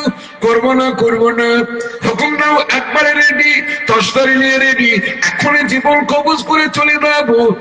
1 মিনিট হয়ে গেল, হুকুম নেই। 2 মিনিট হয়ে গেল, হুকুম নেই। সারা দিন চলে গেল, হুকুম নেই। 1 সপ্তাহ হয়ে গেল, দুটো হুকুম নেই। 1 মাস কত হয়ে গেল, কোনো ফাইনাল হুকুম নেই। হযরত আজরাইল মালাকুল মউত আল্লাহকে জিজ্ঞেস করলেন, রব্বুল আলামিন, বিয়াদুবি লিল্লাহ, হে রব্বুল আলামিন, 40 দিন পূর্বে নামে লাল কালির পরিজমা নবযুবক, ফাইনাল হুকুম হয়ে যাওয়ার কথা, 1 মাস গুজরে গেল, কেন জীবন কবজের হুকুম এলো না? আল্লাহ রাব্বুল আলামিন বললেন, আজরাইল, তুমি লক্ষ্য করো নাই, ঈসা পয়গম্বরের কাছ থেকে যখন এই যুবক চলে আসছিল, সেই সময় একজন ফকির দাঁড়িয়েছিলেন। ওই ফকির দোয়া করেছেন আমার কাছে, রব্বুল আলামিন ওর বয়সকে বৃদ্ধি করে দাও। আমি আল্লাহ পাক, তুমি তো জানো কোন বাংলা যদি 1 টাকা দেয় আমি 10 দিয়ে গুণি, একটা নেকির কাজ করলে আমি আল্লাহ পাক 10 দিয়ে গুণ করি। ওই যুবকটির বয়স বলো 6টি টাকা ওই দান করেছে, আমি 10 দিয়ে গুণ করলাম। 1-2 ক্লাস পড়নি, মালা করবো পড়েছি। আল্লাহ তুমি কুদরতে পড়িয়েছো, শোনো অঙ্ক করে নাও। 6 দুগুণ 6, 6 10 কত হয় বলে 60 বছর পর আবার যখন কবজ করবে আমি আল্লাহ পাক ওর বয়সকে বৃদ্ধি করে দিয়েছি। যারা বলে আলহামদুলিল্লাহ, যারা বলে না রে তাকবীর। আমার ভাইরা, আমার বাপীরা, আপনার আমার নবী বলে গেছেন সাদাকাতু তারুদ্দুল বালাআ ওয়া তুযিদু ফিল উমর আও কামা ক্বালা আলাইহিস সালাতু ওয়াত তাসলিম। জি, দ্বিতীয় নম্বর বলে দিই, দ্বিতীয় নম্বরটা মুখস্থ করে নেন। সময় আছে তো? হ্যাঁ, বক্তা আছে?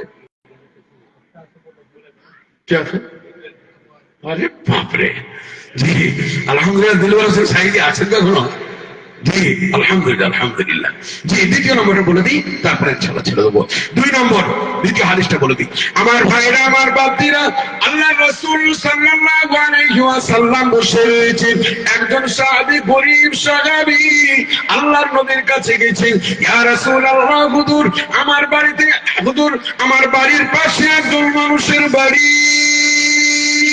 একটি খেজুরের গাছ রয়েছে হুজুর। সেই খেজুরের গাছের খেজুরগুলো যখন পেকে যায়, সময় সময় 3টে 4টে 5টা আমার বাড়িতে পড়ে যায়। আমার ছেলেরা বাচ্চা না ভালো, তারা অনেক সময় কুড়িয়ে খেয়ে নেয়। ইয়া রাসূলুল্লাহ, হুজুর ওই গাছটির গনে কোনো ব্যবস্থা করে দিন, নইলে আমার ছেলেরা হারাম খেয়ে চলে যাবে। আল্লাহ নবী বললেন লোকটাকে ডাকো। লোকটাকে ডাকা হলো। আল্লাহ নবী চেহারার দিকে তাকিয়ে দেখছেন লোকটা তো আসলে মুনাফিক, লোকটা আসলে মুসলমান ছিল না। ওর নবীর কাছে এসে বলতো, হুজুর মুসলমান আর কাফের বেঈমানদের কাছে গেলে তোমাদের ধর্মই ভালো। বুঝতে পারেনি? একে বলা হয় মুনাফিক। তো মুনাফিক আর মুনাফিকদের কাজ কি? মুসলমানদেরকে কষ্ট দেওয়া। জি, মুনাফিককে আল্লাহ নবী ডাকলেন, শোনো বন্ধু আমার, আল্লাহ নবী সুন্দর করে কথা বলছেন, শোনো বন্ধু আমার, তোমার বাড়ির পাশে যে লোকটি বাড়ি, এই লোকটি গরীব মানুষ, এই লোকটিকে তোমার খেজুরের গাছটি দান করে দাও। আমি নবী তোমাকে সুসংবাদ দিই, মহান আল্লাহ পাক তোমার জন্য জান্নাতে একটি গাছ লাগাবেন। মুনাফিক বলছে, আমার গাছ মাছের কিছু দরকার নেই, গাছ আমি নিতে পারবো না। আল্লাহ রাসূল বললেন, তাহলে দাম বলো, কত দাম দেবে তুমি? হুজুর আমি গাছ বিক্রিও করবো না, ওর তো মুসলমানদের কষ্ট দেওয়া কাজ, তাই না? আমি গাছ বিক্রিও করবো না। নবীজি একটু অসম্মানী হলেন। আল্লাহ রাসূল বলছেন, গাছ কি করা যায়? এমন সময় এই মুনাফিক মজলিস ছেড়ে পালিয়ে যাচ্ছে। এইখানে বসেছিলেন একজন বিখ্যাত সাহাবী। সাহাবীর নাম মনে হয় কোনোদিন শোনেননি। এই সাহাবীর নাম হযরতে দাহদা রাদিয়াল্লাহু তাআলা আনহু। কি নাম বললেন? হযরতে দাহদা রাদিয়াল্লাহু তাআলা আনহু বসছিলেন। হযরতে দাহদা, কেউ কেউ বলেছেন আবু দাহদা, যাই হোক হযরতে দাহদা রাদিয়াল্লাহু তাআলা আনহু বসেছিলেন। তিনি করলেন কি, ফট করে মজলিস থেকে উঠে গেলেন, মুনাফিকের সামনে সামনে হাঁটছেন। যেদিকে যাই সেদিকে চলে যাচ্ছেন। সামনে গিয়ে এক জায়গায় ঘেরলেন, হে বন্ধু আমার নাম কি? তোমার নাম কি? তোমার নাম আবু দাহদা? তোমার নাম দাহদা? হযরতে দাহদা রাদিয়াল্লাহু তাআলা আনহু বললেন, তোমার বাড়ির পাশে যে লোকটির বাড়ি, লোকটি গরীব মানুষ। আল্লাহর নবী বললেন, তুমি দান করলে না। নবীজি কিয়ামত বললেন, দাম বললেন, তুমি দাম বললে না। আমি জানো, আমার কথা জানো, আমি একজন জমিদার, এই মদিনার বুকে মারাত্মক মারাত্মক বাগানের আমি মালিক। মুনাফিক বলছে, জানি তোমার অনেক বাগান রয়েছে, বলো তুমি আমার কোন বাগানটির বদলে তোমার ওই একটি গাছ তুমি দেবে, তোমার একটি গাছ দেবে, কোন বাগানটি নেবে বলো?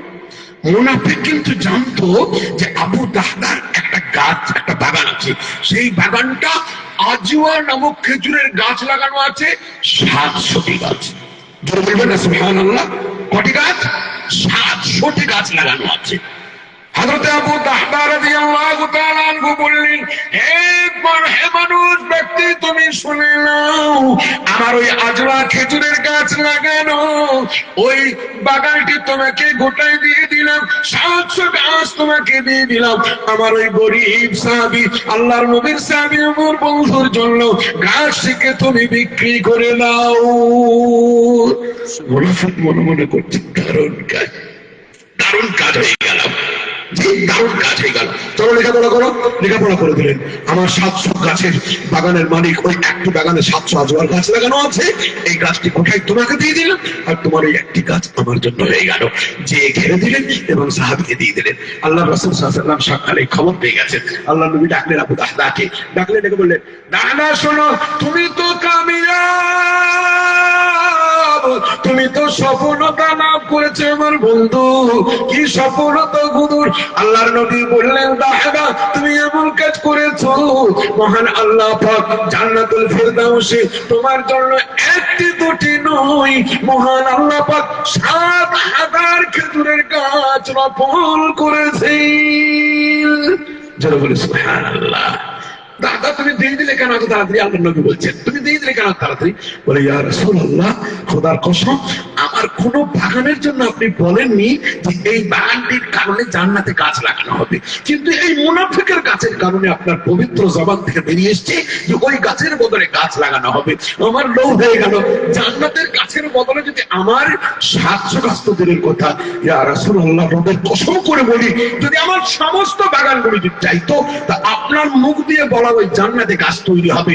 এই কথাটির কারণে আমি আমার জীবনের সমস্ত গাছটাকে দান করে দিতাম, সব দিয়ে দিতাম। যদি বলি সুবহানাল্লাহ। আমার ভাইরা, আমার ভক্তরা, এই ছিল সাহাবায়ে কেরামদের প্রেরণা, এই ছিল সাহাবায়ে কেরামদের সদকা করার ঢং। জি, এর জন্য আমার ভাই, আজ সারা পৃথিবীর মধ্যে কোরআন বিলুপ্ত। এই অবস্থায় যারা যারা কোরআনের পাশে দাঁড়াবেন, আমি অত্যন্ত দায়িত্ব নিয়ে বলি, কিয়ামতের দিনে আল্লাহ তাআলা সাহাবায়ে কেরামদের পিছনে পিছনে, উলামায়ে কেরামদের পিছনে পিছনে, হুফাজে কেরামদের পিছনে পিছনে, আউলিয়ায়ে কেরামদের পিছনে পিছনে আপনাদেরকে জান্নাত নসিব করবেন। একবার জোরে বলে আলহামদুলিল্লাহ। মাত্র 5 মিনিট আমার কাছে সময়, কোন ভাই আমার আছেন, চট করে একবার সাদকার এত বড় ফজিলতের হাদিস শোনার পর আমি দেখতে চাই যাদের কিংবা দিয়েছেন আমার মা বোনদের মধ্যে কোন মা, আমার কোন বোন, আমার দোয়ার কোয়ালিটি মনে হয় শোনেননি। মাওলানা শেরাইল আমাদের থেকে অনেক ছোট, আমাদের অর্ধেক বয়সের মানুষ তারা হবে। আল্লাহ তাআলা জালসা করে করে মানুষের কাছে যে আমাদের অভিজ্ঞতা একটা আলাদা পয়েন্ট নিয়ে নিয়েছে। এর জন্য অন্তর খোলা দোয়া দেবো। আপনার দোয়া পছন্দ না হলে আপনি টাকা করে নেবেন। জি, দোয়া পছন্দ না হলে টাকা করে নেবেন। আমি দেখতে চাই এই মা বোনদের মধ্যে কোন মা আমার আছেন আজ আর কানের জিনিসায় পড়বো না, খোদার কোরআনের বদলে আজকে জান্নাত কিনে বাড়ি যাবো। এইরকম ধরনের নিশা, এইরকম ধরনের পাগলি, এইরকম ধরনের পাগল যিনি মনে মনে করবেন হযরতে জাফরের পিছনে পিছনে যদি জান্নাত যেতে পাই, জীবন দিতে পারবো না, হাতও কাটাতে পারবো না, কমসে কম আমার অর্থের বিনিময়ে আজ আল্লাহর কোরআনকে প্রতিষ্ঠিত করব। কোন ভাই আমার আছেন 1000, 2000, 5000, 500, যার যেমন ক্ষমতা, চটচট করে একবার আমাকে দিয়ে চলে যান। আমি 5 মিনিটের মধ্যে আপনাদের জন্য প্রাণ খোলা দোয়া দিয়ে আমি ইনশাআল্লাহ চলে যাবো। আর সর্বপ্রথম আমি দেখতে চাই মজলিসের মধ্যে কোন ভাই আমার আছেন, চট করে একবার এসে বলবেন, হুজুর আমার কাছে 1000 টাকা নগদ নাই, কিন্তু আমি 1 সপ্তাহের মধ্যে, 1 মাসের মধ্যে মাদ্রাসায় পৌঁছে দেবো। শুধুমাত্র একবার হাত তুলে বলুন যে হুজুর আমি ইনশাআল্লাহ দেবো। একবার জোরে বলি নারে তাকবীর। এই দেখেন 1 2, কি নাম ভাই, কি নাম?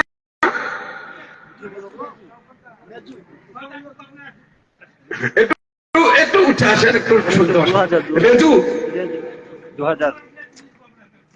বাহ, আলহামদুলিল্লাহ। কি নাম ভাইয়া? মেজু, মারগ্রামে বাড়ি। আলহামদুলিল্লাহ, আলহামদুলিল্লাহ। এই দেখেন মারগ্রামের আমার ভাইজান 2000 টাকা দেবেন, 1000 টাকা নগদ দিয়েছেন, 1000 টাকা পরে দিয়ে দেবেন ইনশাআল্লাহ। আমি দোয়া করছি ইনশাআল্লাহ। আপনার নাম কি? জি জি জি জি, বানি ইসরাইল। জি জি জি, জান বানি ইসরাইল আমাদের সঙ্গে ছিল, আমাদেরকে কান দিয়েই চলে যেতে সৌদি। জি জি জি, আমাদের ইমাম সাহেব, আমার মসজিদের ইমাম সাহেব। জি আলহামদুলিল্লাহ। এই দেখেন মাওলানা বানি ইসরাইল সাহেবের আব্বা যান 500 টাকা ইনশাআল্লাহ সোমবার দিন তুলে দেবেন। ভাই আমার কি নাম আপনার? গোলাম মোস্তফা আলী, মারগ্রাম বাড়ি। গোলাম মোস্তফা সাহেব লেখেন তাড়াতাড়ি। এই 3 জনের জন্য দোয়া করে দিই। যদি আপনাদের পছন্দ না হয় আপনারা দেবেন না, আর দোয়া ভাগ নামার দোয়া পছন্দ হলে দেবেন। জি আলহামদুলিল্লাহ, আলহামদুলিল্লাহ।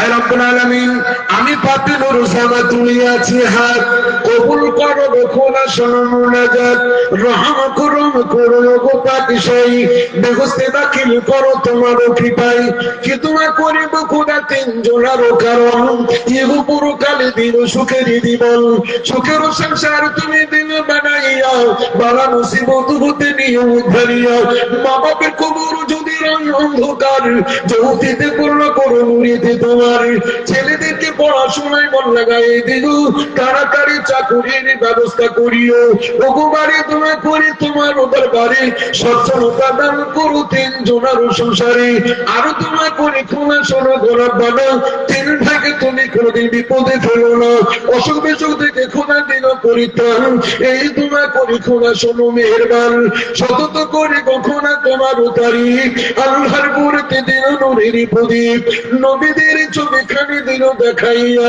হাসিতে হাসিতে দিল জান্নাতে ভিডিও ফেরদাউসে দিল মোলা তুমি কোটি কালো জান্নাতে খাওয়াইল আঙ্গুর বিদাল ছেলেদেরকে তুমি খোলা করো কোটিপতি এই তোমার করি খোলা তুমি ছাড়া মোদের নাই না ভোলাই কোনো গতি কোরআনের মধ্যে আল্লাহ যত হরফ রই লক্ষ কোটি লিখে দিও তুমি দয়াময় কোরআনের অক্ষর গুলি গুনিয়া গুনিয়া আমার নামা দিল খোলা লিখিতে ভরিয়া আর কি করে বধুয়া তোমার উদার বাড়ি সচ্ছলতা দান করো দাদাদের সংসারে দাদু দাদি নানা নানি নাই বর্তমান এই কবরেতে গেছে খোদা দেখো মেহেরবান নানা নানির কবর যদি রই অন্ধকার জ্যোতিতে পূর্ণ করো নুরিতে তোমার তুলসিরা বিদ্যুতের মতন পারি করে নিবি এই তোমার করে খোদা গ্রহণ করে নিবি হযরতে আলীর পিছনে জান্নাতে হয়ে দিবি এই তোমার করে খোদা কবুল করে নিবি সত্তার গাফার তুমি সব চেয়ে দাতা মাফ করে সব করো যত গুনাহ খাতা